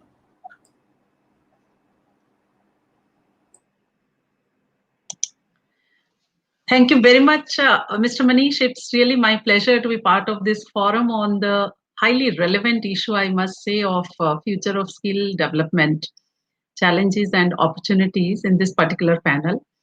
My thanks and gratitude to all the organizers for having me on board. It has been definitely a great learning experience listening to highly learned panelists in the earlier sessions, and I must appreciate specifically the talk by Mr. Rahul just a few minutes ago, in which he has highlighted aptly about the skill requirements in our country. And I was only wondering that what's the outreach programs of these skill units and how they are reaching to the masses, and what's the penetration level. I wanted to ask this question to Mr. Rahul, but I think probably we can discuss it later on in the interactive session, as you have said, Mr. Manishji. And to set the perspective right for this current panel, in current times of very high level of volatility and change, when we are talking about future of skill development, challenges and opportunities in our country, I think we'll have to simultaneously talk about the learning patterns, practices and behaviors in our educational institutions, what pedagogical tools and the student teaching platforms we are providing to our students. I'm very sure that all of us will agree that today the learners and the students need to be much more agile than ever. Adapting to new business strategies, working across cultures, dealing with temporary virtual teams, and taking on new assignments all demand that we have to be flexible and agile. But what does being agile mean? Of course, needs to be understood. Are some learners better at this than others? And if so, how did they get to be that way? Also, there are so many questions which come to our mind, that is there any correlation between agility and skill development? And as being part of the academic fraternity, I believe that this is very, very relevant question, the correlation between agility and skill development. And a bigger question here is, what exactly is learning agility? So I think an essential attribute for skill development is the ability to remain open to new ways of thinking and to continuously learn newly evolved skills. We have long known that a major difference between successful people and those whose careers falter is their ability to make themselves relevant continuously from their experiences. The learners who refuse to let go of stereotypical patterns of behavior, or who do not recognize the nuances in different situations, tend to derail. We have always seen this, whereas successful learners continue to develop on the job. I think we all now know that these successful learners are learning agile. That is, they show the willingness and ability to learn throughout their careers, if not their entire lives. This understanding has created a revolution in terms of how we review, how we view the learner's potential. In the past, we have tried to predict an individual's potential for future success based exclusively on past performance and already demonstrated skills and abilities. However, this approach is inherently flawed and has been proven by the researchers also. Yes, of course. I think the rate of change within organizations is greater than ever, and we'll all be agreeing on this point. That's the reason we are constantly required to adapt.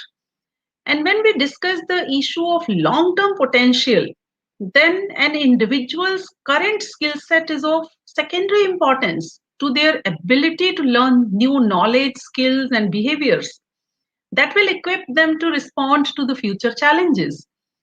And I'm sure all of us will agree that we need to ask ourselves this question as part of academic fraternity, that are we creating an ecosystem in our campuses to create learning agile students who can take up the challenge of corporate or entrepreneurial culture tomorrow? Skill development has been considered one of the critical aspects for job creation in India. An undenying fact is there that India definitely has unique demographic advantage with more than 60% of the population in young age group.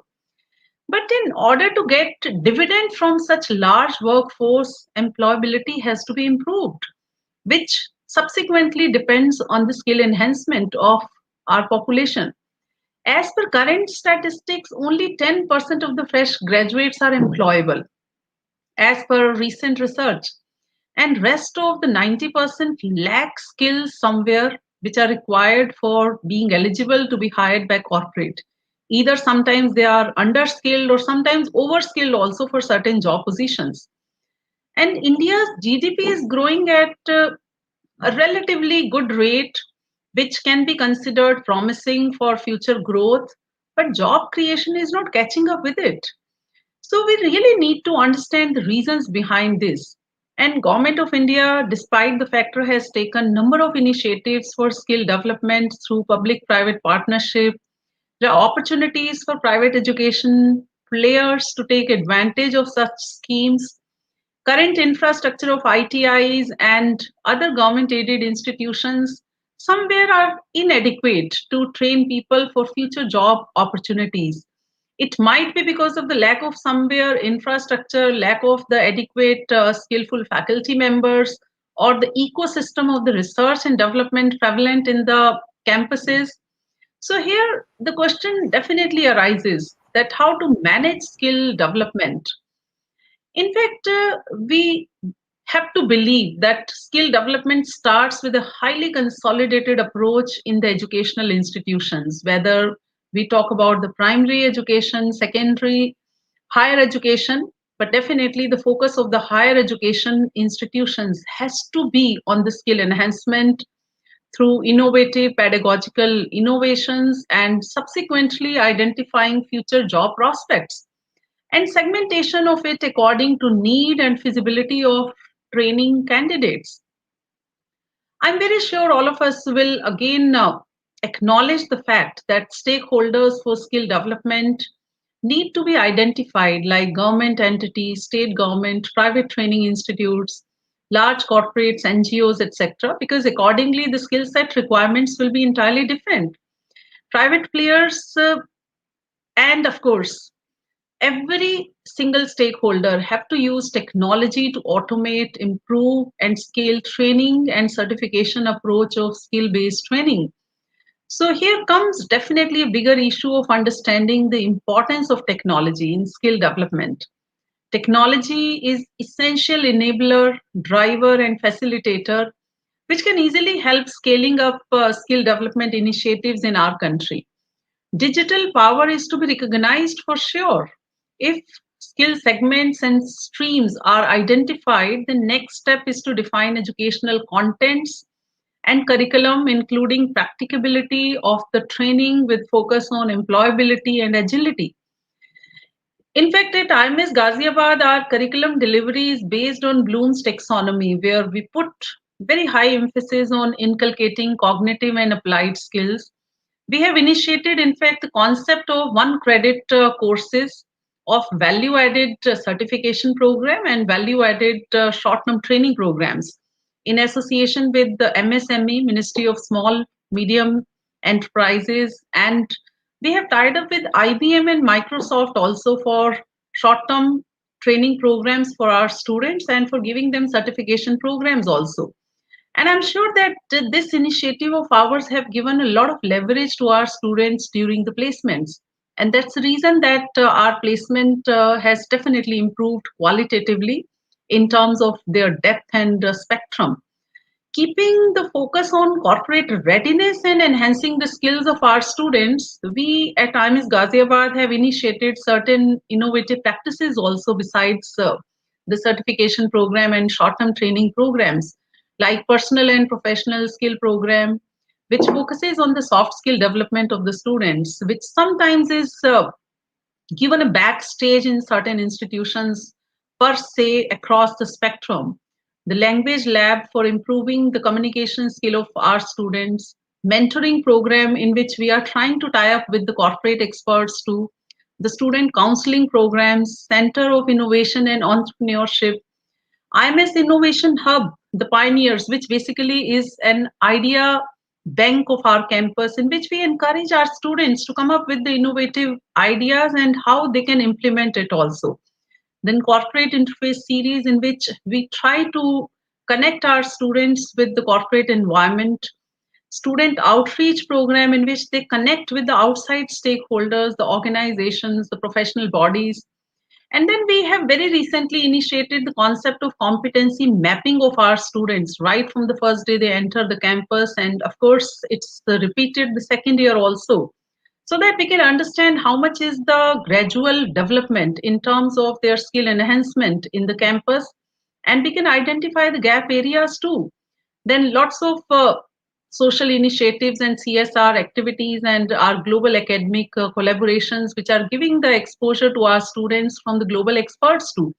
So these are certain initiatives in the institutions like higher education, and I'm very sure most of the institutions must be doing so, because undoubtedly the focus of the professional institutions like us is surely to give the placement opportunities to the students, prepare them for the career enhancement and career building for the lifelong. So I'm very sure we can definitely conclude here that our focus must shift to developing students who are continuously able to give up obsolete skills, perspectives, and ideas that are no longer relevant and learn new ones that are relevant. Hence, continuous focus on learning, unlearning, and relearning is needed today for long-term sustainability. And then only we can be a proud nation, I'm sure. It's rightly said by our Prime Minister Modi ji that the more we give importance to skill development, the more competent will be our youth. And rightly put up by one of the experts that national pride is to countries what self-respect is to individuals, a necessary condition for self-improvement. And I'm sure skill is something which gives that self-respect, that self-gratification to the youth of our country. And I'm sure we all together will be able to do so. Thank you very much once again. I'm eager to listen to the talk of Dr. Manisha also. Thank you very much. Thanks. Thank you so much, ma'am. And I would like to invite Manisha, ma'am. Can you please continue with this talk? And what is your thought? How education institution, what are the challenges and opportunities after post-COVID with the institution? I think there are lots of challenge and some opportunity post-COVID. So what is your view? What is your view about this, ma'am? Sure, sir. Thank you so much. And I think it's first of all, good afternoon, everyone. And thank you for giving me the opportunity. I know it's difficult task for me because I'm coming in between lunch and everyone. But I will have very quickly, I would summarize. See, we have, I'm in the School of Banking and Finance, and we have MBA in Banking and Finance, and we also conduct the training programs in this sector. And as we know that, this pandemic has brought a lot of disruptions, especially in the BFSI sector, because, the terms which we never heard of or not, not many people have used, like GPay, net banking, NEFT, RTGS, right? Now, we use more credit card, less of cash. The loan processing has changed. So post-pandemic, I think even the customer point of view has also changed, because now, since many of people have lost the job, or there was a pay cut, I think people have slightly realized the importance of savings. Insurance cover has also become important. And now, since people couldn't go to the bank, they expect bank to come at their doorstep. Of course, not in person, but electronically. And from BFSI sector perspective, more focus on the digitization, managing the risk, because suddenly the death insurance cover claims increased, or the corporate loans couldn't took off. So as a person who will be connecting now in this sector, would be connecting with the changed customers in the changed BFSI organization. So I feel that now, as I think everyone, all the respected panelists have pointed out, that what is required is upskilling and reskilling, and one need to adopt to the new skills. So I feel in the BFSI sector specifically, I feel 4 skills are more important. One is soft skills, because now you need to understand the customer requirements which are changed. So you need more communication skills, presentation skills, interpersonal skills. You have to, one has to improve their analytical skills, because somewhere you have to match the requirement, the new requirement of the customer and what is offering. Then the technological skills, because digitization, I mean, one may not need to write a code, but you should at least understand the concepts, what is artificial intelligence, machine learning, IoT, cloud computing, and how to use that in the business. And of course, the business skills, because I mean, all the roles, like you may take compliance job, loan processing, back office. I mean, the roles have changed. So banking is not the same as it was earlier, and of course, there are a lot of competitors also. I mean, we also have competition from the technology firms. There are a lot of disruptions. So from the educational institution point of view, see, one is like we have to make our students ready to these new skills which are required. At the same time, the post-pandemic, in fact, I feel again, as my earlier co-panelist has talked about, is it will be a blended learning, because one cannot replace class-to-class, face-to-face learning, but you would also have something which is, which is online, maybe in a synchronous or asynchronous kind of training. There are a lot of opportunities, as I said, because maybe, now we can see many new roles coming up in this sector. Many entrepreneurs are coming in this sector. So at SSBA, for Symbiosis School of Banking and Finance, what we are planning is, or we are doing rather, is to imbibe multiple skills, what are required, what I talked about. So we have a lot of problem-solving assignments using Excel or simulation-based activities for the finance courses to imbibe the analytical thinking. Or we use various digital platforms. E-books are provided. We are encouraging for online certification program. We teach students R, Python, Tableau, again to develop their business analytics skills. We also encourage for online internships and online live projects. We have the Bloomberg terminal. We use blanking platforms as a part of our teaching pedagogy. We encourage students to go for the certification courses like NISM, NSDL, Coursera. We also have industry interaction through guest lectures, workshops. There are a lot of group activities. As of now, they are online through virtual mode, but again, it will be offline once post-pandemic. It can be both. As I said, it will be a blended learning kind of a thing. We also have included, writing of research papers, because, somewhere that culture, imbibing that culture is also important, because that will have analytical and decision-making skills in the students.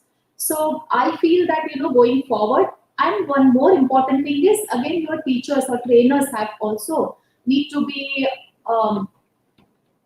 developed. They're adopting the new digital platforms and solutions. So we conduct a lot of faculty development programs, and encourage our teachers to use a lot of digital tools and techniques. So I think, to summarize going forward, there are a lot of opportunities in especially the BFSI sector, which I can talk about, provided you going forward is you adopt to the new digital tools, including the students who would go, the people who are already working in the sector, and the faculty members. So I think that's all from me, my side. Thank you so much. Once again, thank you for giving me the opportunity. Thank you so much, ma'am. And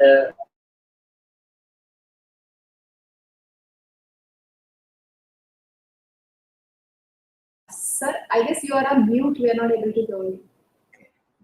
thank you so much. Thank you so much, ma'am. And I would like to invite Dr. Abhay Gupta for a very, very, very quick note about your views. What are the challenges and opportunities are in skilling for higher education institutions? Am I to speak, Mr. Manish? Yes, sir. So very, very, very Yeah, quick note, sir. 5 minutes. Actually, you spelled out the name as Abhay Gupta, so I was a bit confused whether we had somebody else. So anyway, thank you so much to the Indian Education Network and Mr. Manish Chhabra for giving me a second opportunity today. In the earlier session, we talked about integration of skill education, entrepreneurship, and innovation. So the future of skill development, challenges and opportunities. In short, I would like to summarize that skill education or any other sort of education which we impart to the students, that has to depend on one sole factor, and that is mindset. When we talk about entrepreneurship, when we talk about innovation, or we talk about skill education, we know that earlier what used to happen was when a student would graduate from a school to a college or a university, he or she would have a skill set like a specialization and climb up the corporate ladder with that skill set. Now it has become very different. The corporate ladder has now been converted into a corporate maze by which the student has to continuously upgrade or upskill, has to continuously learn, unlearn and e-learn, so that he or she can maneuver within that corporate maze and keep himself or herself sustainable in the industry. For example, so the skill sets that are being given are 21st century skills, which we all know about. Let's not talk about that: commitment, collaboration, leadership, etc. What would matter in my mind is the life skill. That means those skills which are very important for any individual to sustain in the market.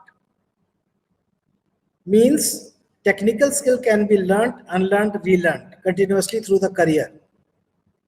But these life skills, once adopted at a tender age, they can be just harnessed and made to grow. They cannot just be an overnight change. Therefore, skilling must start from the school itself, from a tender age. So when we talk about, say, future of skill development, challenges and opportunities, the challenges can be many, but the opportunities too are so many. Means that when we talk about skill education, I must say that we must teach our students more of the values like empathy, which was very well exhibited during the pandemic this year or last year. We must tell them that what is important for them is not to accept or go for immediate rewards in life. They must be aware and they must be ready to have a delayed gratification. I'll just give you a small example. I'm a man from management.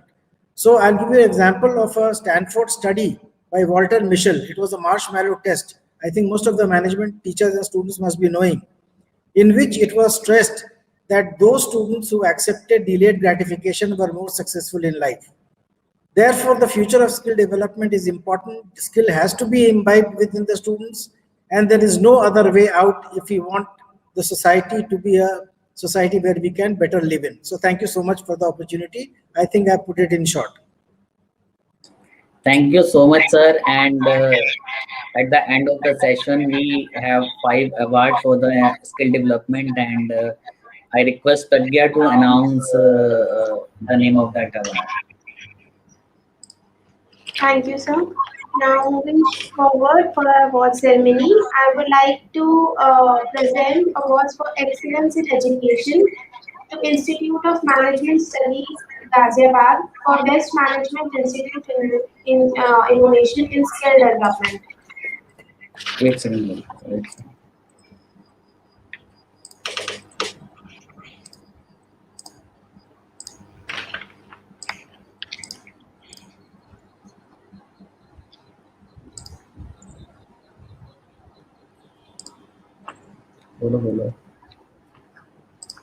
Next, Institute of Management Studies, Ghaziabad for Best Management Institute Innovation in Skill Development.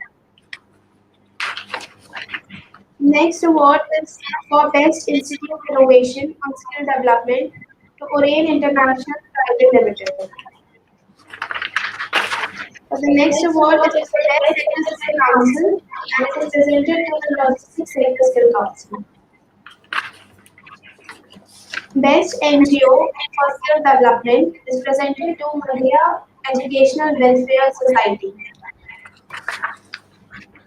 And the last award for this session is Best Institute Innovation on Skill Development, which is presented to Creative Hut Institute of Photography.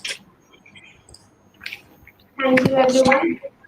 Thank you so much, ma'am. And Urvashi ma'am, would you like to say some words about your institution? Yeah, first of all, I definitely would like to extend our thanks and gratitude to the organizers for honoring IMS Ghaziabad with this award, Indian Education. I'm very sure as an institution in this academic fraternity, we are contributing a little bit in shaping the career of our students with the emphasis on the skill enhancement. I believe this award is justified and it is simultaneously a big responsibility also. Whenever any award is given to any institute, give us a bigger responsibility to prove ourselves right in the same perspective. So I'm very sure that our resolve to the career of the student will be fortified further. And it's a great encouragement and inspiration for us. Once again, thank you very much. And we are committed to our cause towards our student fraternity. Thanks. Thank you so much, ma'am. And I would send email again for one-to-one panel session. Due to shortage of time, our discussion was very limited. And in that panel, in that one-to-one session, we will discuss in detail what are the challenges and opportunities in skill development and even higher education post-COVID. And we will take some questions from students also. If they want to ask anything, you can reply. Thank you so much again for this 9th Annual Skill Development Summit. And every year we organize the Skill Development Summit offline at Lee Meridian, New Delhi. But very first time we are organizing this online, and this is one of the experience for us and a little bit challenges because there was limited number of guests we can enter in the studio, and we face lots of difficulties when entering in the studio. We will see how we can exchange all the things. And thank you so much again. Thank you. Thank you, Manish. Thank you so much. Thank you.